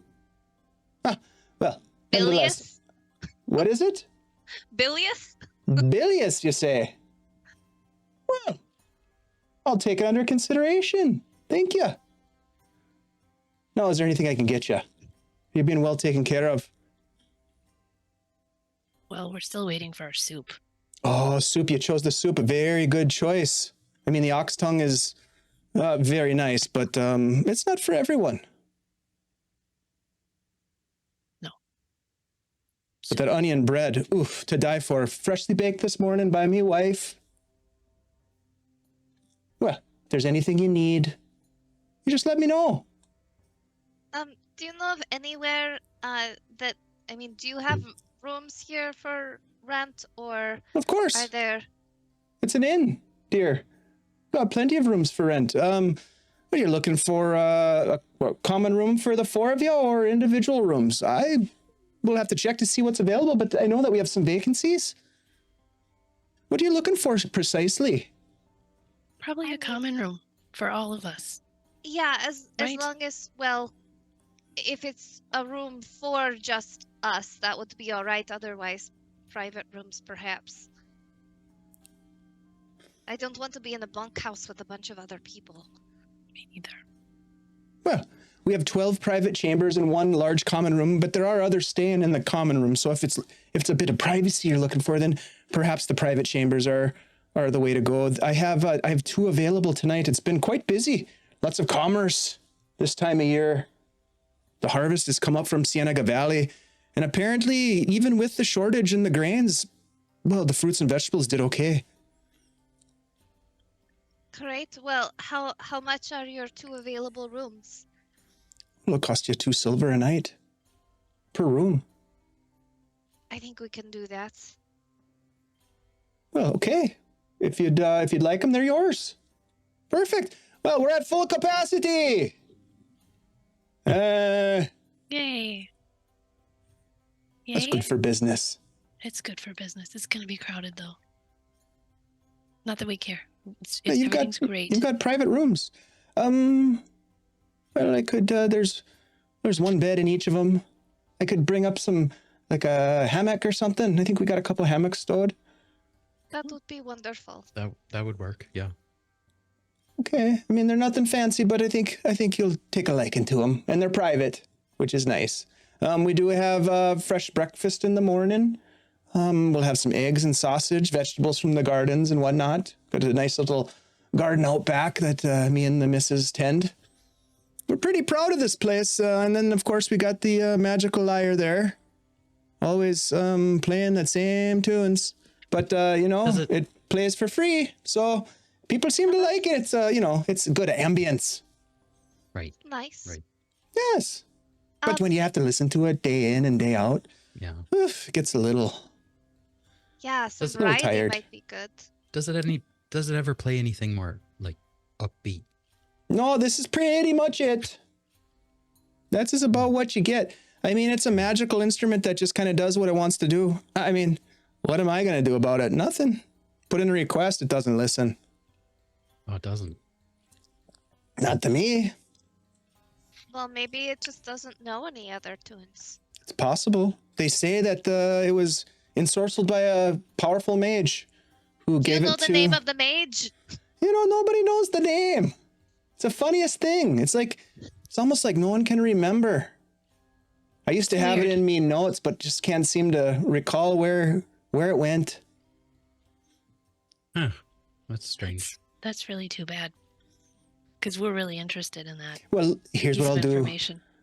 Here's what I'll do. Since you're staying here at the Silver Lyre Inn, I'll see if I can't find out for you.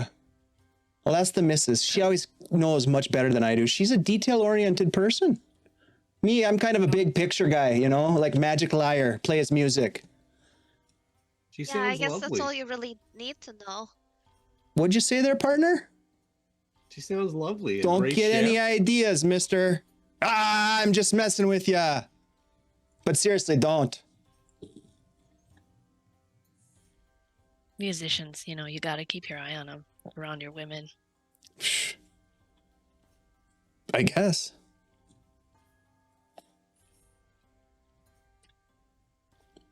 Okay, well, I'm glad you're staying. Soup, huh? Oh, here comes the soup. And you watch as the server comes back. All right, then, here's your soup. Spoons for you. I think I will have some of that bread too. Thank you. Oh, an order of the bread. You did a good job selling them on the bread, huh, Nauseous? Sure did. Come on, right up. She runs back and brings out a small plate of warm onion bread. A couple of hazelnuts on the side. Well, all right then. Enjoy your meal. Let us know if you need anything else. And I'll do my best to ask the missus about the wizard's name. These magical types, they don't like you to know their names sometimes, but I'll see what I can do. Yeah, I mean, at least like a handle goes by. I mean, maybe it goes by the wizard, but you know, that's a good one. yeah. wizard. Except for all the other Not wizards, very it's Very original. memorable, though. hard Like, to The tell them wizard. apart. But you for won't forget business it, you know? purposes. yeah. If there's Yeah. only one, you're fine. What about the magic user? That's pretty good. Ah, It's very broad. that could be I mean- anyone, really. Hmm. There's a Anyone lot and of different everyone. kinds of magic out there. Well, Belly McSpellerson. there used to be a lot of Oh. fellas that ran around and they used to just call him human fighter. That is descriptive. We've come a long way, let me tell you. Is that like a surname? Now we got Spelly McSpellerton, or whatever your friend here said. At least when you call him human fighter, you're not wrong. You're not making Oh. something up. You know, it's very Unless he's an elf, and then you call him male elf. Right. Melf for short. Yep. Hey, thanks for the raid, DM Jeremy. With your fellow Hey. raiders. Nice to see ya. It's getting crowded in here. This tavern's filling up. Good for business. You see, they love the Silver Liar Inn. Can't get enough. Ensorcelled by a magic user. Magic user. That's right. Was he Oh, also no. a MILF? The magic user. Not The magic He could have been. user. It's quite possible. Could have been an elf. That's right. You know, elves are magical. Sometimes.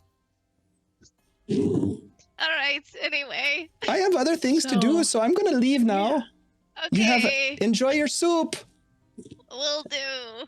Raiders, thanks for joining us. Appreciate you guys for being here. We're playing some D&D in the wonderful world of Greyhawk, and we are at a very important, pivotal moment in the campaign where we are having soup and ale, And talking about wizards. talking it's shit. definitely not awkward. Yeah. Not a magic awkward. user. Oh, Yeah. welcome in, you guys. We appreciate you. You've been out in the wilderness for a long time. It's That's true. always kind of weird, like readjusting. Yeah, we're just used to talking to each other. Yeah. Now we talk to Soup peddlers. strangers. Yeah. The soup wranglers. Mhm. Yeah, we talked to some soldiers. Soup wrangling too. strangers. Oh, Ugh. You know what? We should bring him back and offer him some coffee. there's Okay. plenty of coffee to go around. Are you trying to make sales here? I don't know if we want to set up shop at this place. I mean, we put But- in a lot I of mean- work at some of the other towns. We need to might be focus in stepping on on some those towns toes. first, Wait. right? Right. Well, I don't even Yeah. know if we should be telling people like who we are here. Like, how long are we going to stay here? And are we in trouble, or are we like working for like a really bad guy now? Right, Like, and we're not even going into town because we're laying low. Not yet. We don't want to. Let's not flash that logo right now. right. I Right. mean, we're kind of a big deal, right? We are kind At of. least Yeah, I mean, in really. Nulb, You guys right? are a big deal in Nulb and Hamlet. Dizzle. Don't get a We're big big head in the about small it. city. Yeah, don't get a big head. I have any of you heard of this Villadrin Karst? That was the name. Oh. Have you we heard it of before? them? No. Or have you ever heard of something called the Eye of Twilight? No? Right. That's what we're supposed to find, I guess. It's the liar. What if? I mean, if it's a ghost, maybe it knows stuff. Let's just go. Hold on. Are you? You're I gonna, go over. Desmond, while that's happening, you start to think to yourself, like, you know people in town where you could potentially get information. If you could, you're thinking specifically you're back in town. You left abruptly. You left behind individuals from Hobbs' dogs. Where are they? What happened to them after Hobb died? I mean, you left them all to kind of fend for themselves with no leader. You were sort of like the oldest kid in the gang, and you just jump town to save your skin. But now you're thinking to yourself, like, where are they? What happened to them? You know, there's a couple of individuals in particular that you might be thinking about, but they also potentially could be helpful to you. You have a network of people here.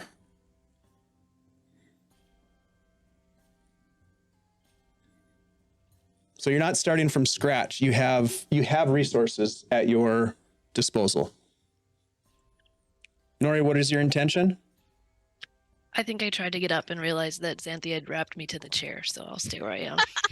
Oh. That's a lot of gauze. I learned from A the lot of- best. By I the mean, way, those the rags were soup really is big. fantastic.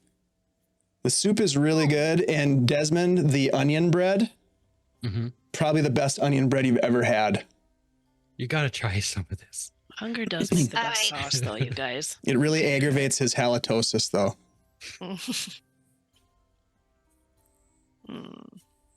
It's okay. All right. Well, yeah. I mean, tomorrow we could go and I could go and try to find some of my friends. I think that'd be a good place to start. I'm worried about this guy watching us all the time, though. Message. Yeah, we could use that in the meantime to discuss, you know. Any sensitive info, use message. He can't tell what we're saying when we're doing message, right?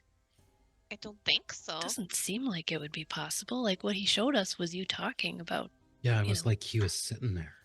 Yeah, it was like he was a So- fly on the wall or something. Mm-hmm. We have to find out how someone can do that. There's got to be a way to figure it out. I mean, if he can do it, there's probably someone out there that can prevent it. Mhm. Maybe. Maybe there's something that we can get that like plugs it up, you know, like we're putting our hands over our ears, but we're actually putting them over whatever it is his ears. Yeah. Like when you close your eyes at night, you can't see anything. Yeah, Maybe like some there's some way to do that. magical earplugs. Magical earplugs, magical eye covers. But I want to still be able to see and hear myself. I don't mean we get covered. That We would be could- pretty Oh, wait. risky to try to slip on magical earplugs on someone. You We think could it's a write each other person? messages. Just don't let anybody see it.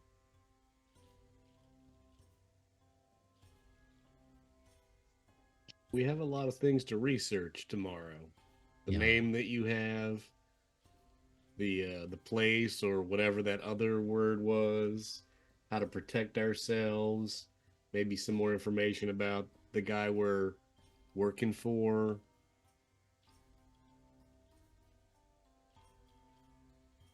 We're gonna need to divide and conquer. Is that what we're gonna do tomorrow? Were we We splitting may, up? We may have to a little bit. Is that safe? Maybe two pairs of two. I mean,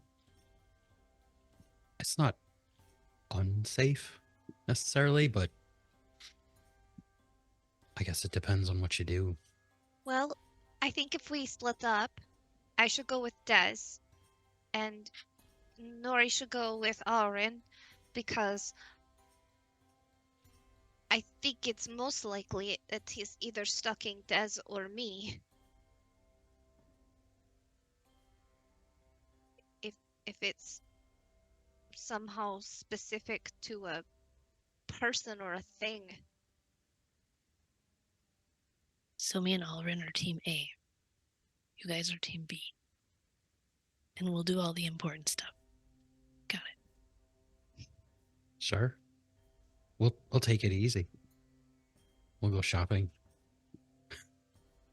Magic shopping. magic shopping.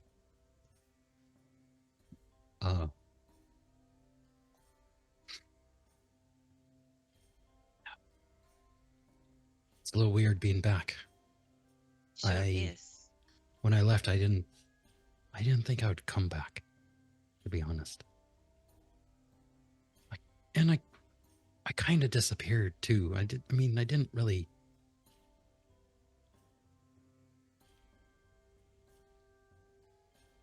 I was pretty sure someone was trying to kill me, so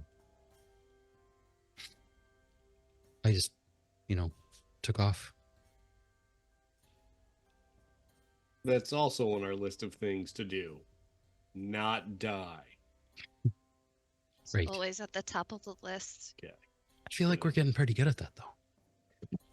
It's always a good policy. All We right, shouldn't say so that, though.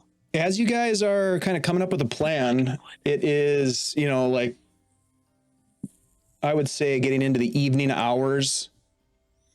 More people are beginning to make their way into the Silver Lyre, ordering food. There's a lot of dock workers that are coming in. A lot of ales are being poured. A lot of soup is being consumed. At one point, you hear that they're out of onion bread. It's not good. Riot. We can press the digitation other bread to taste like onion bread. Yes, you could, but Right? why would you?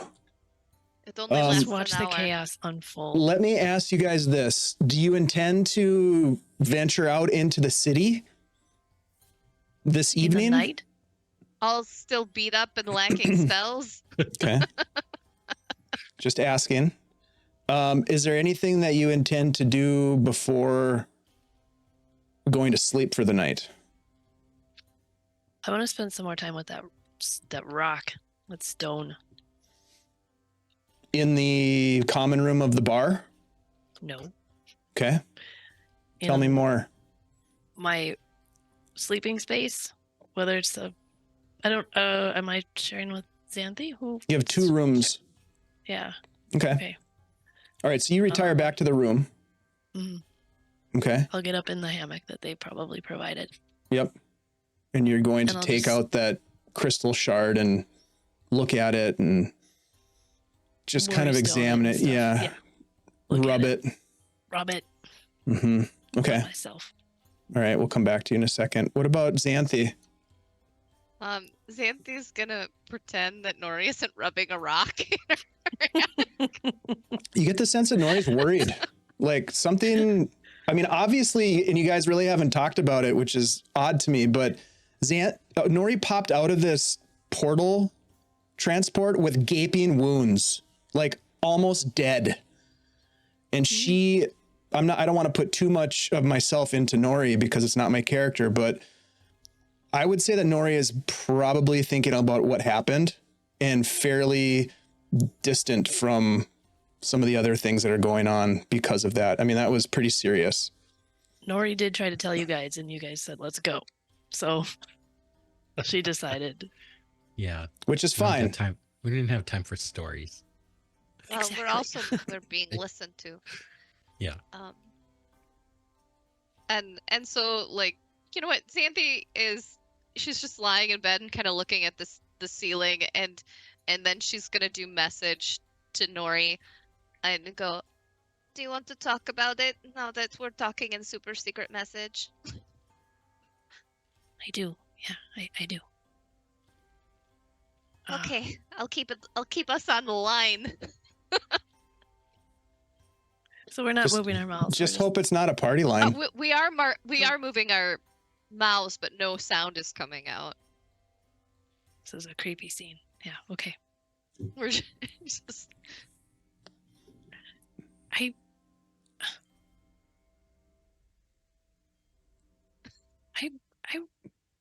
I raised a zombie today. I saw my brother today. I don't know what happened there. I've never done anything like that before. I panicked. I needed help. I raised a zombie. That's amazing. You were gone for like half a second. I was gone for longer. Where do you think you went? I mean, you said you thought you were in another room. Are you sure? No, I don't know how these portal things work. I mean, we all went through the portal. I was last. I was last again when we all landed, but I did something else. It wasn't like instantaneous. Right. And obviously something happened because you were all cut up when you I came fought this out. monster. Like you went through a rock tumbler of shards and then came out of the portal. Yeah, something like that. There was some fighting and some other weird stuff, and I got this rock, this stone, smooth on one side. It's like this big stone that I saw and Oh. hacked on. Do you want me to identify it? Do I want to give it to her to identify? Do I have any kind of like weird possession type feelings for this rock? No. I do. Okay, I get one a day. She like just leans over and Can you do it right now? Like, we hold on a second. didn't tap you earlier for No, this? I'm good. I still have that one. It's just, it's not a combat spell. That's really convenient. Here, I'll Alright. I'll bring it over. I'm not gonna throw it at you. yeah, she waves her hands over it and like looks at it, shakes it. What do you see? What is it? Arcana roll? Yeah, you're going to cast Identify. Yes, please. Yep. Give me an Arcana roll, please. Ooh, that's good. 23. Okay. You focus your energy on this dark crystal. You focus and you look at it and you hold it in your hands and you can feel the magical energy radiating from it. You can absorb some of that energy as you're attempting to identify what it is. As you can look down and you see that inside of this crystal there are these swirling clouds of shadow that become more active as you're casting your spell. And you can see that as you hold in your hands, the shadow from inside of the crystal begins to sort of seep out of it and cover your fingertips and your fingers and your hands. Nora, you don't see any of that. You just see her focusing her casting ability on this thing. Okay. It starts to make its way up your forearms and up your arms. And you look down at it and you instantly understand that this crystal is from some other plane of existence. You understand that it has something to do with your friend Nora. It was intended for her. That it fits her. That it's a gift to her. That it could potentially give her power.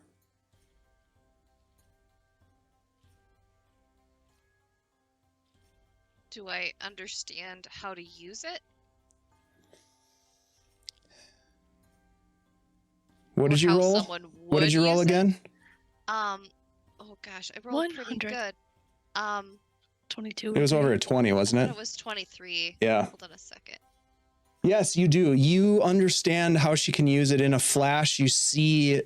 the smooth end of this rock fitting itself into the sword that she carries. The family sword. This heirloom that's been passed down. Okay.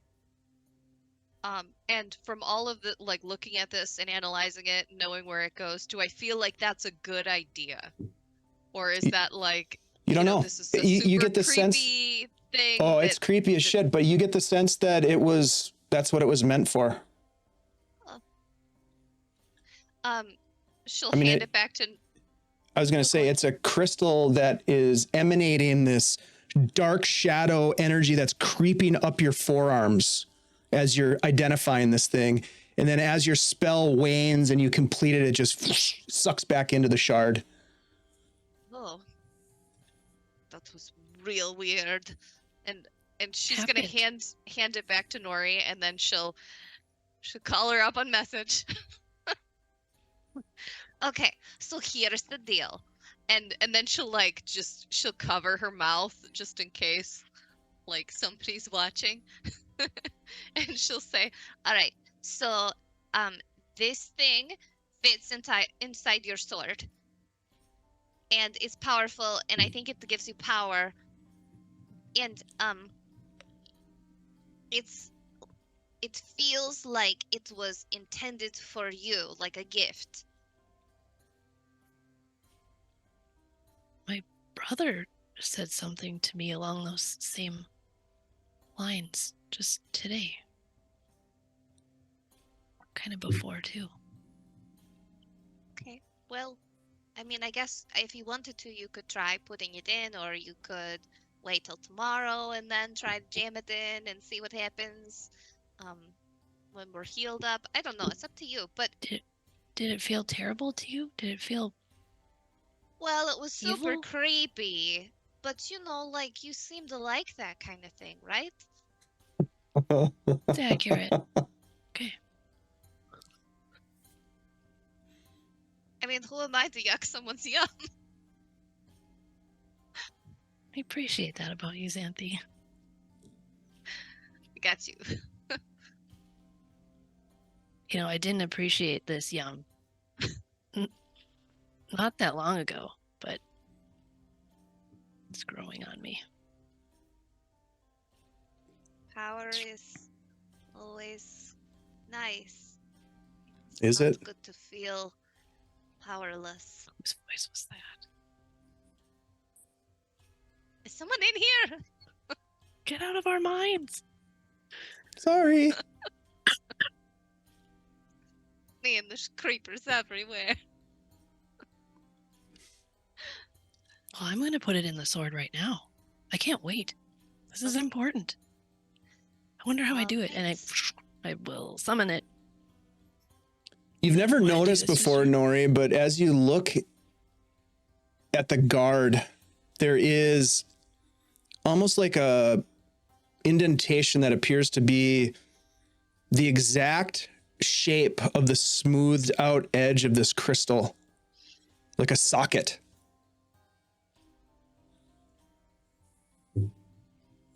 I don't feel like this was here before, but maybe it was. I want to look at the stone one last time. I'm looking for my brother's face in there. I'm just looking for that and staring at it a bit more. No, jam it in that sword. As you hold it close with maybe a slight hesitation at the end, like a magnet, it just pulls out of your hand and it embeds itself in the hilt of the sword, in the guard. And you watch as the blade, and Xanthi, you see this too, the blade just is wreathed in shadow for a moment and then fades back to your blade. And you can see this beautiful, shadowy crystal now part of your blade. We'll look at it again. Do I see anything? Is it still swirling in there too? Or Yep. There's shadow inside of the crystal that moves ever so slightly. Faintly, but you can see it. I'm going to stare at it for a really long time, see if I can determine any kind of pattern or if it moves like it's a person. Okay. Yeah, we'll come back to you in a second. Xanthi, is there anything else that you would want to do before the night is out, before you go to bed? I think she's too tired to make any notes in her journal. She will just try to stay awake while watching Nori mess with her sword, but she will very quickly fall asleep and begin snoring. Okay. Just cute little snores. Desmond, How about you? You eventually retire from the common room of the Silver Lyre Inn, perhaps? Or is there something that you would rather do before you retire? Yeah, I think Dez is going to just, he's not going to necessarily sneak out, but he's going to slip out of the tavern. Okay. And just go for a walk down by the wharf, kind of like along the docks, smoke a pipe, and just kind of think about his brother and what he's gonna do to try and get his brother back.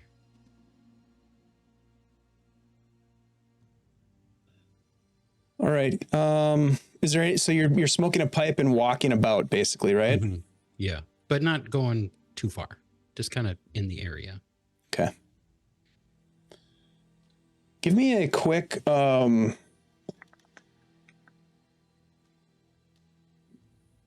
give me a D100 roll.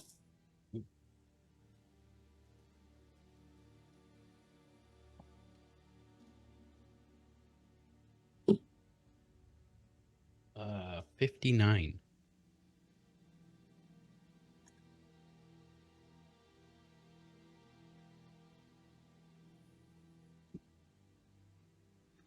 Okay. As you pack the pipe and pull upon it, the illumination from the tobacco glowing sort of illuminates the upper parts of your face, as you probably have your cloak pulled over your head as you sort of do your best to blend in. You watch as there are people milling about the streets, drunks stumbling, groups of dock workers on a roustabout, yelling and shouting and carrying on. You see women and men hanging on each other as they make their way back to some unknown location to do unknown things. And at some point in the night, you see a man sitting cross-legged. You didn't see him at first. He's almost blends in and with the debris and refuse in one of the alleys. He appears to be perhaps a homeless man, or perhaps a street urchin of some kind. He looks up at you and he says, "Spare something for the poor." Before he even opened his mouth, Des was flicking him a gold piece. Ah, he catches it with some level of skill, tucks it into this tattered cloak that he wears. You can see him now a little bit better as you're slightly closer to him. You take a step forward and he's got tattered robes that once look as if they were elegant in design, perhaps picked out of a trash bin or mended together to give him some level of warmth in the cool night. You can see upon his face that he is deformed in some way. Pockmarks, large pustules and boils on his face, a large bulbous nose that hangs down, snot drooling. He pulls it back up into his nose, coughs. He says, "By decree of Bokob, I impart a prophecy unto thee.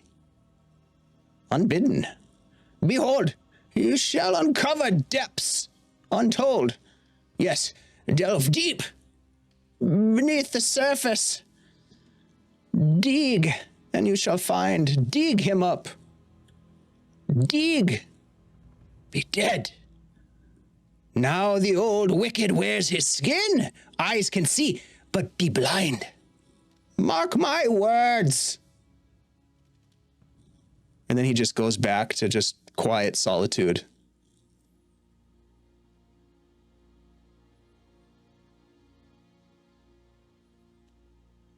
You have a good night, friend. No response. Except for a cough. Des will just turn around and off chance to just be like, it's a cold night.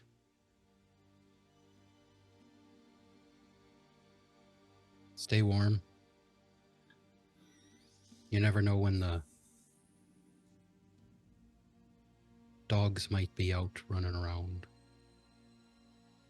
Seen any dogs tonight? By any chance?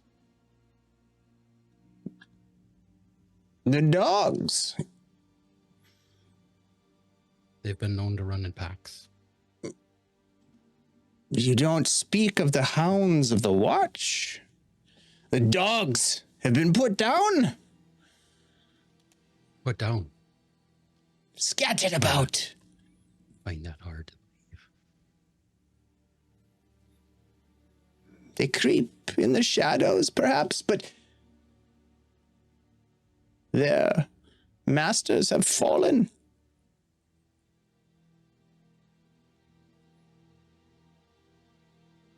Dogs no more.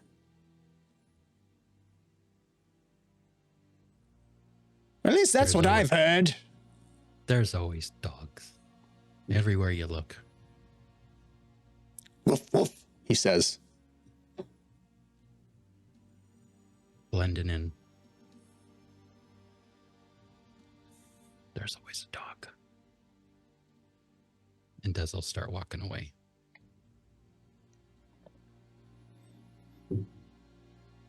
Where are you headed? Back to the Silver Lyre? Yeah, he'll start heading back to the Lyre. Okay. All right. Yeah, you make your way back to the Lyre. It's raucous. There's, now it's turned into a bit of a party. And you can take part of that or head to your room, whatever is your desire. Is there anything else that you want to accomplish on this night? No, he'll get one more ale and bring it to bed. Okay. Alrin, how about you? Is there anything that you'd like to partake in on this fine evening in a new city?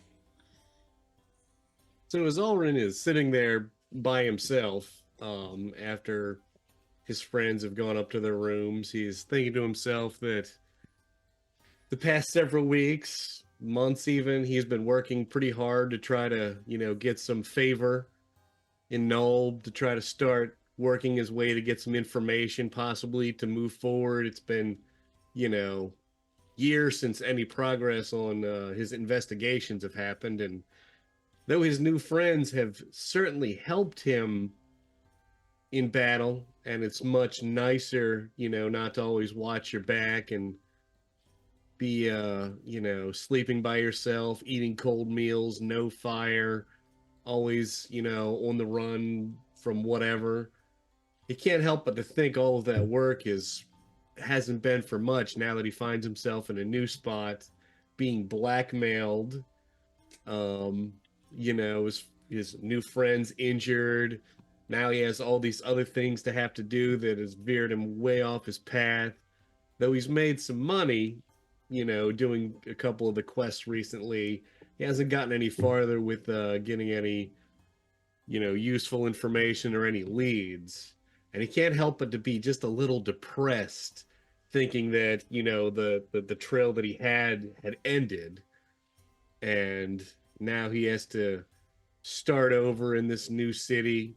Probably will reach out to his uncle soon. So after having a few ales, he goes up and, uses his flute to sort of add to the tune of the silver lyre. But it's sort of a darker sound that he's putting out with the flute, adding to the song, but making it more somber as he just wants to play for a while, as he's thinking about, how much safer he is in his current position versus before.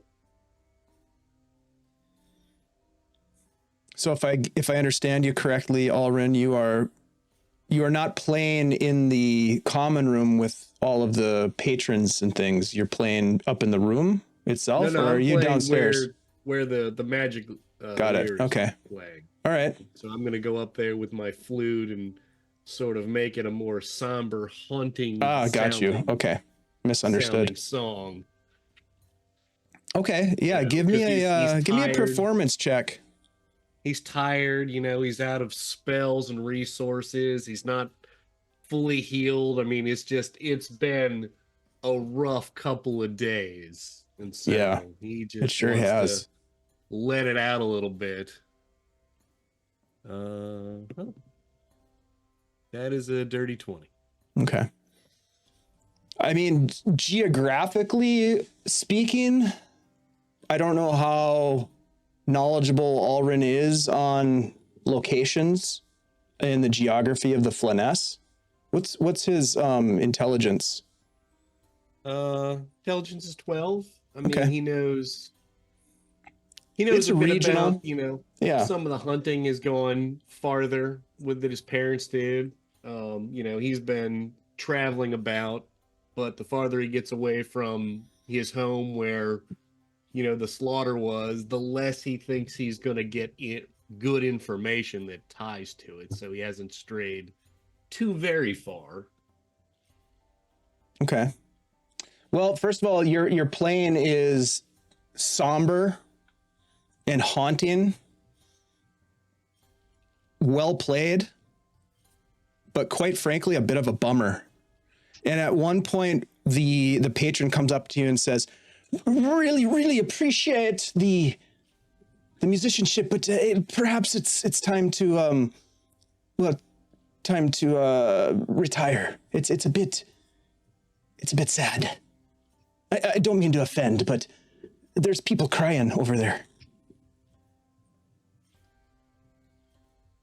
The work of a good tune. And I'll tip my hat and Look, for the trouble. And he pulls out this little small bundle and he hands it to you. It's on the house. okay. I'll look into what he gave me. You open the little bundle that's wrapped up and you see a piece of onion bread with a big slab of butter on the top. Be an excellent midnight snack. I thought that was running low. You're not here. Jerk. It's the last. Stay little away from piece. my onion bread. Give me an intelligence check. Straight up, D20, add your intelligence modifier to it.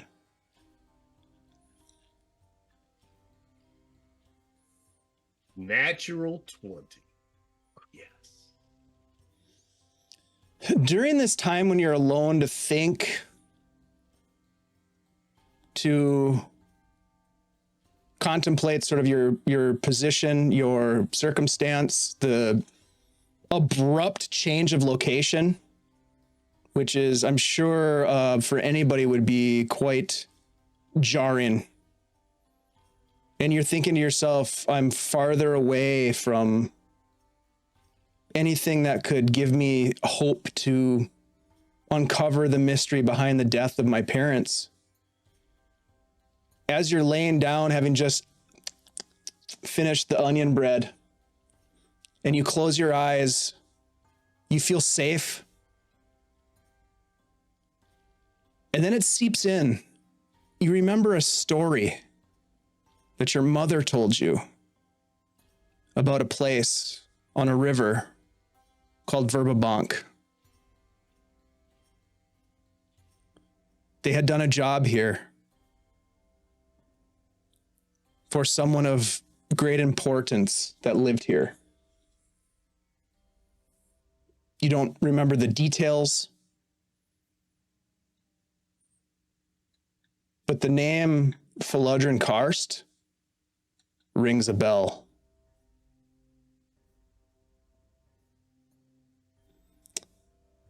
And you drift off to sleep. Nori, as you start to feel your eyes growing heavy, you're looking at this crystal that has fully adhered to your blade. You can't, even if you try to pull on it, to pull it away from the blade, it is, for all intents and purposes, it is part of your blade. For better, for worse, you're not fully sure. You hear the cute little snores of your friend Xanthi. And you begin to fall asleep. And as you do, you hear a voice. A gentle voice. A familiar voice. The voice of your matron. And she speaks to you. Your destiny lays beyond the veil of shadow, where the tenuous glow of the sun dare not cast its light. We're waiting for you, Swordbearer. Do not tarry for long, for my patience is short, and my gifts can be revoked. And with that, you fall asleep. And with that, we will end tonight's session, as we have found ourselves in a completely new location in the Flanness, one that's not necessarily a mystery to some of us, but definitely holds mysteries for all of us. And we'll come back next week to find out what maybe some of those mysteries are, my friends. Thank you to everybody who's been hanging out with us tonight and getting goofy in the chat. Thank you for the raid from DM Jeremy. Really appreciate that. We really appreciate the follows and resubscriptions.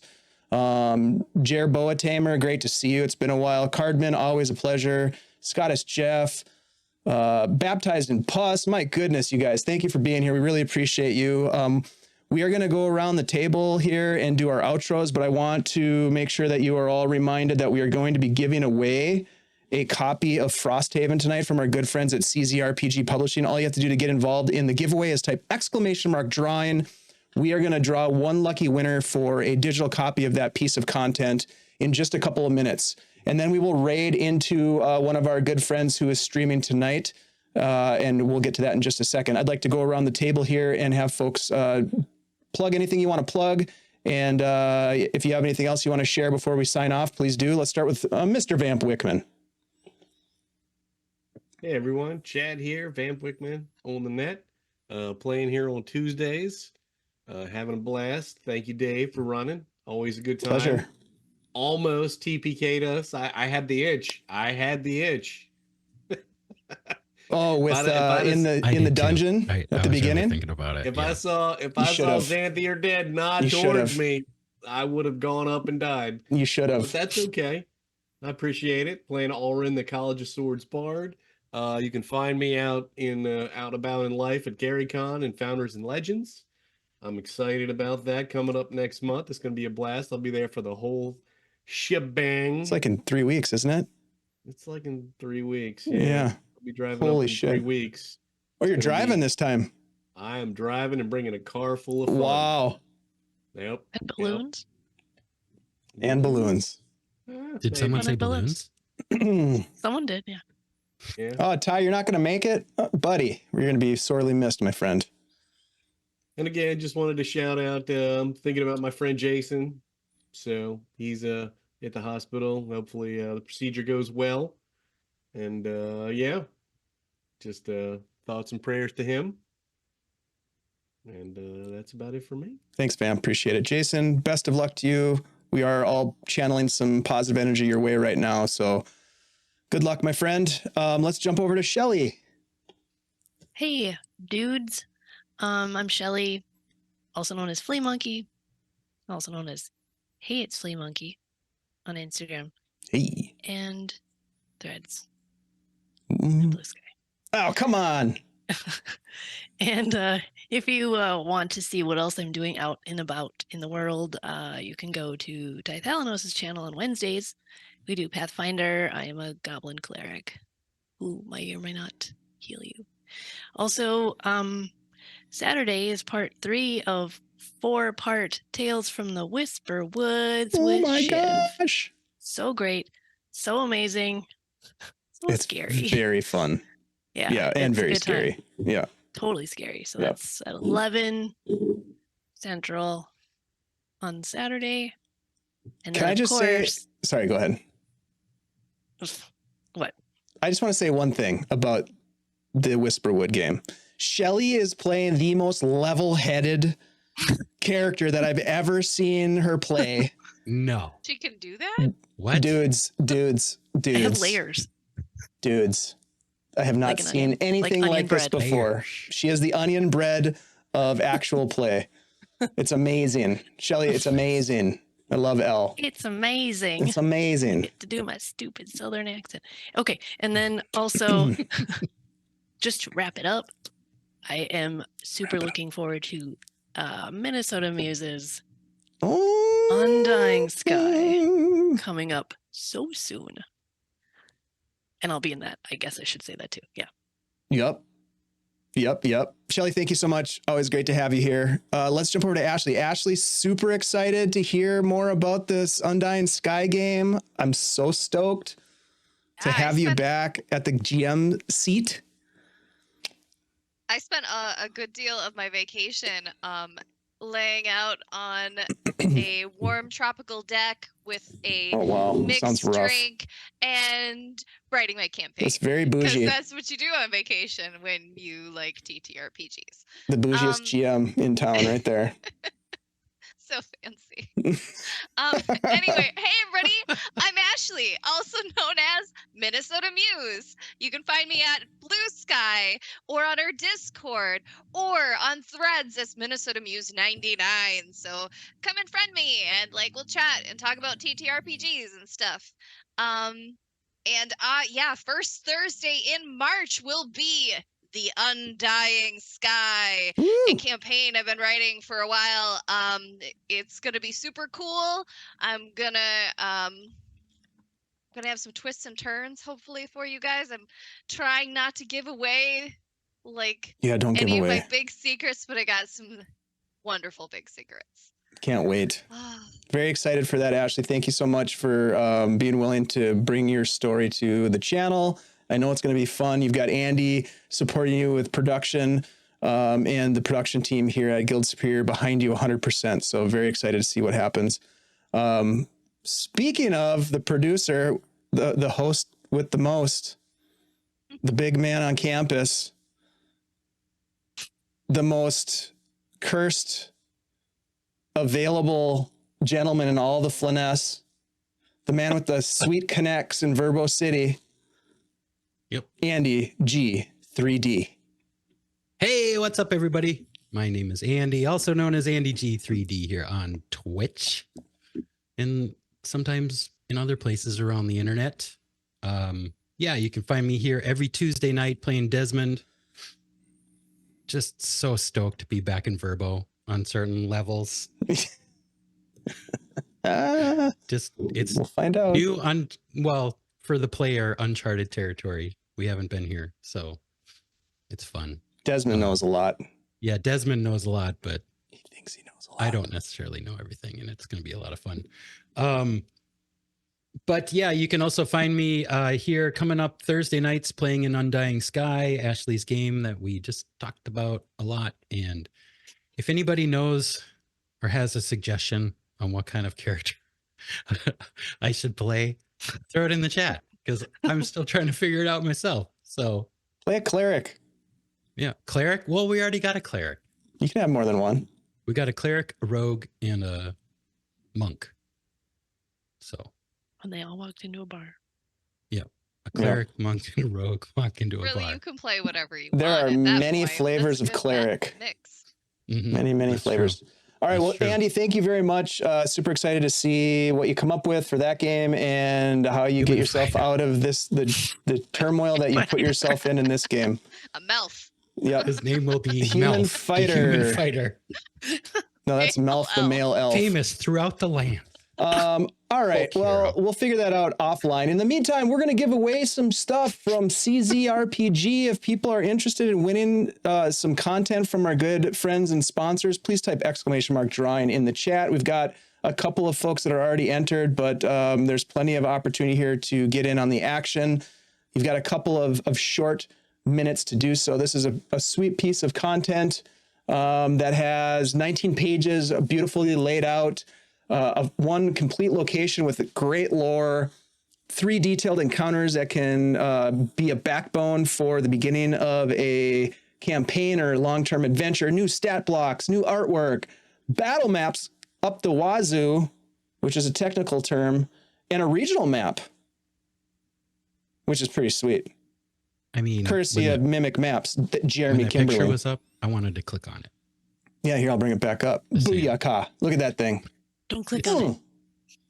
I'm gonna click on. Oh, I just paused Twitch. Click on it. Yep. All right, Okay. we're going to give this away. Ashley, if you There's a- wouldn't mind there's a doing delay. the 5-second countdown, please. All right, everybody. 5, 4, 3, 2, 1, and go. Here we go. Andy G3D has won the giveaway, my Oh, friend. Look at that. Stop. It's because you From all that messed up. Nicely clicking. done, You can sir. redraw. Give it to someone in the chat. Give it to All right, someone in the chat. all right. What a do it again. gracious little guy you are. All right, here we go. Rewind it. All right, 5, 4, 3, 2, 1.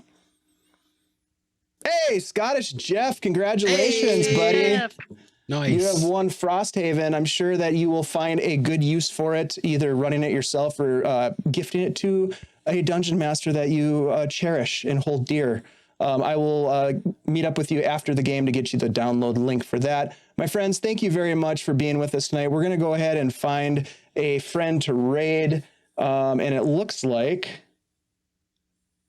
we're going to raid into our friends at Dork Tales. There we go. All right. Nice. So thank you guys very much for hanging out with us. Like I said, we appreciate it. We hope to see you on Saturday for Tales from the Whisperwood. And we will get into some crazy shit with old Shivy and the crew in just a couple short days. Thank you all for being here. We appreciate it. See ya.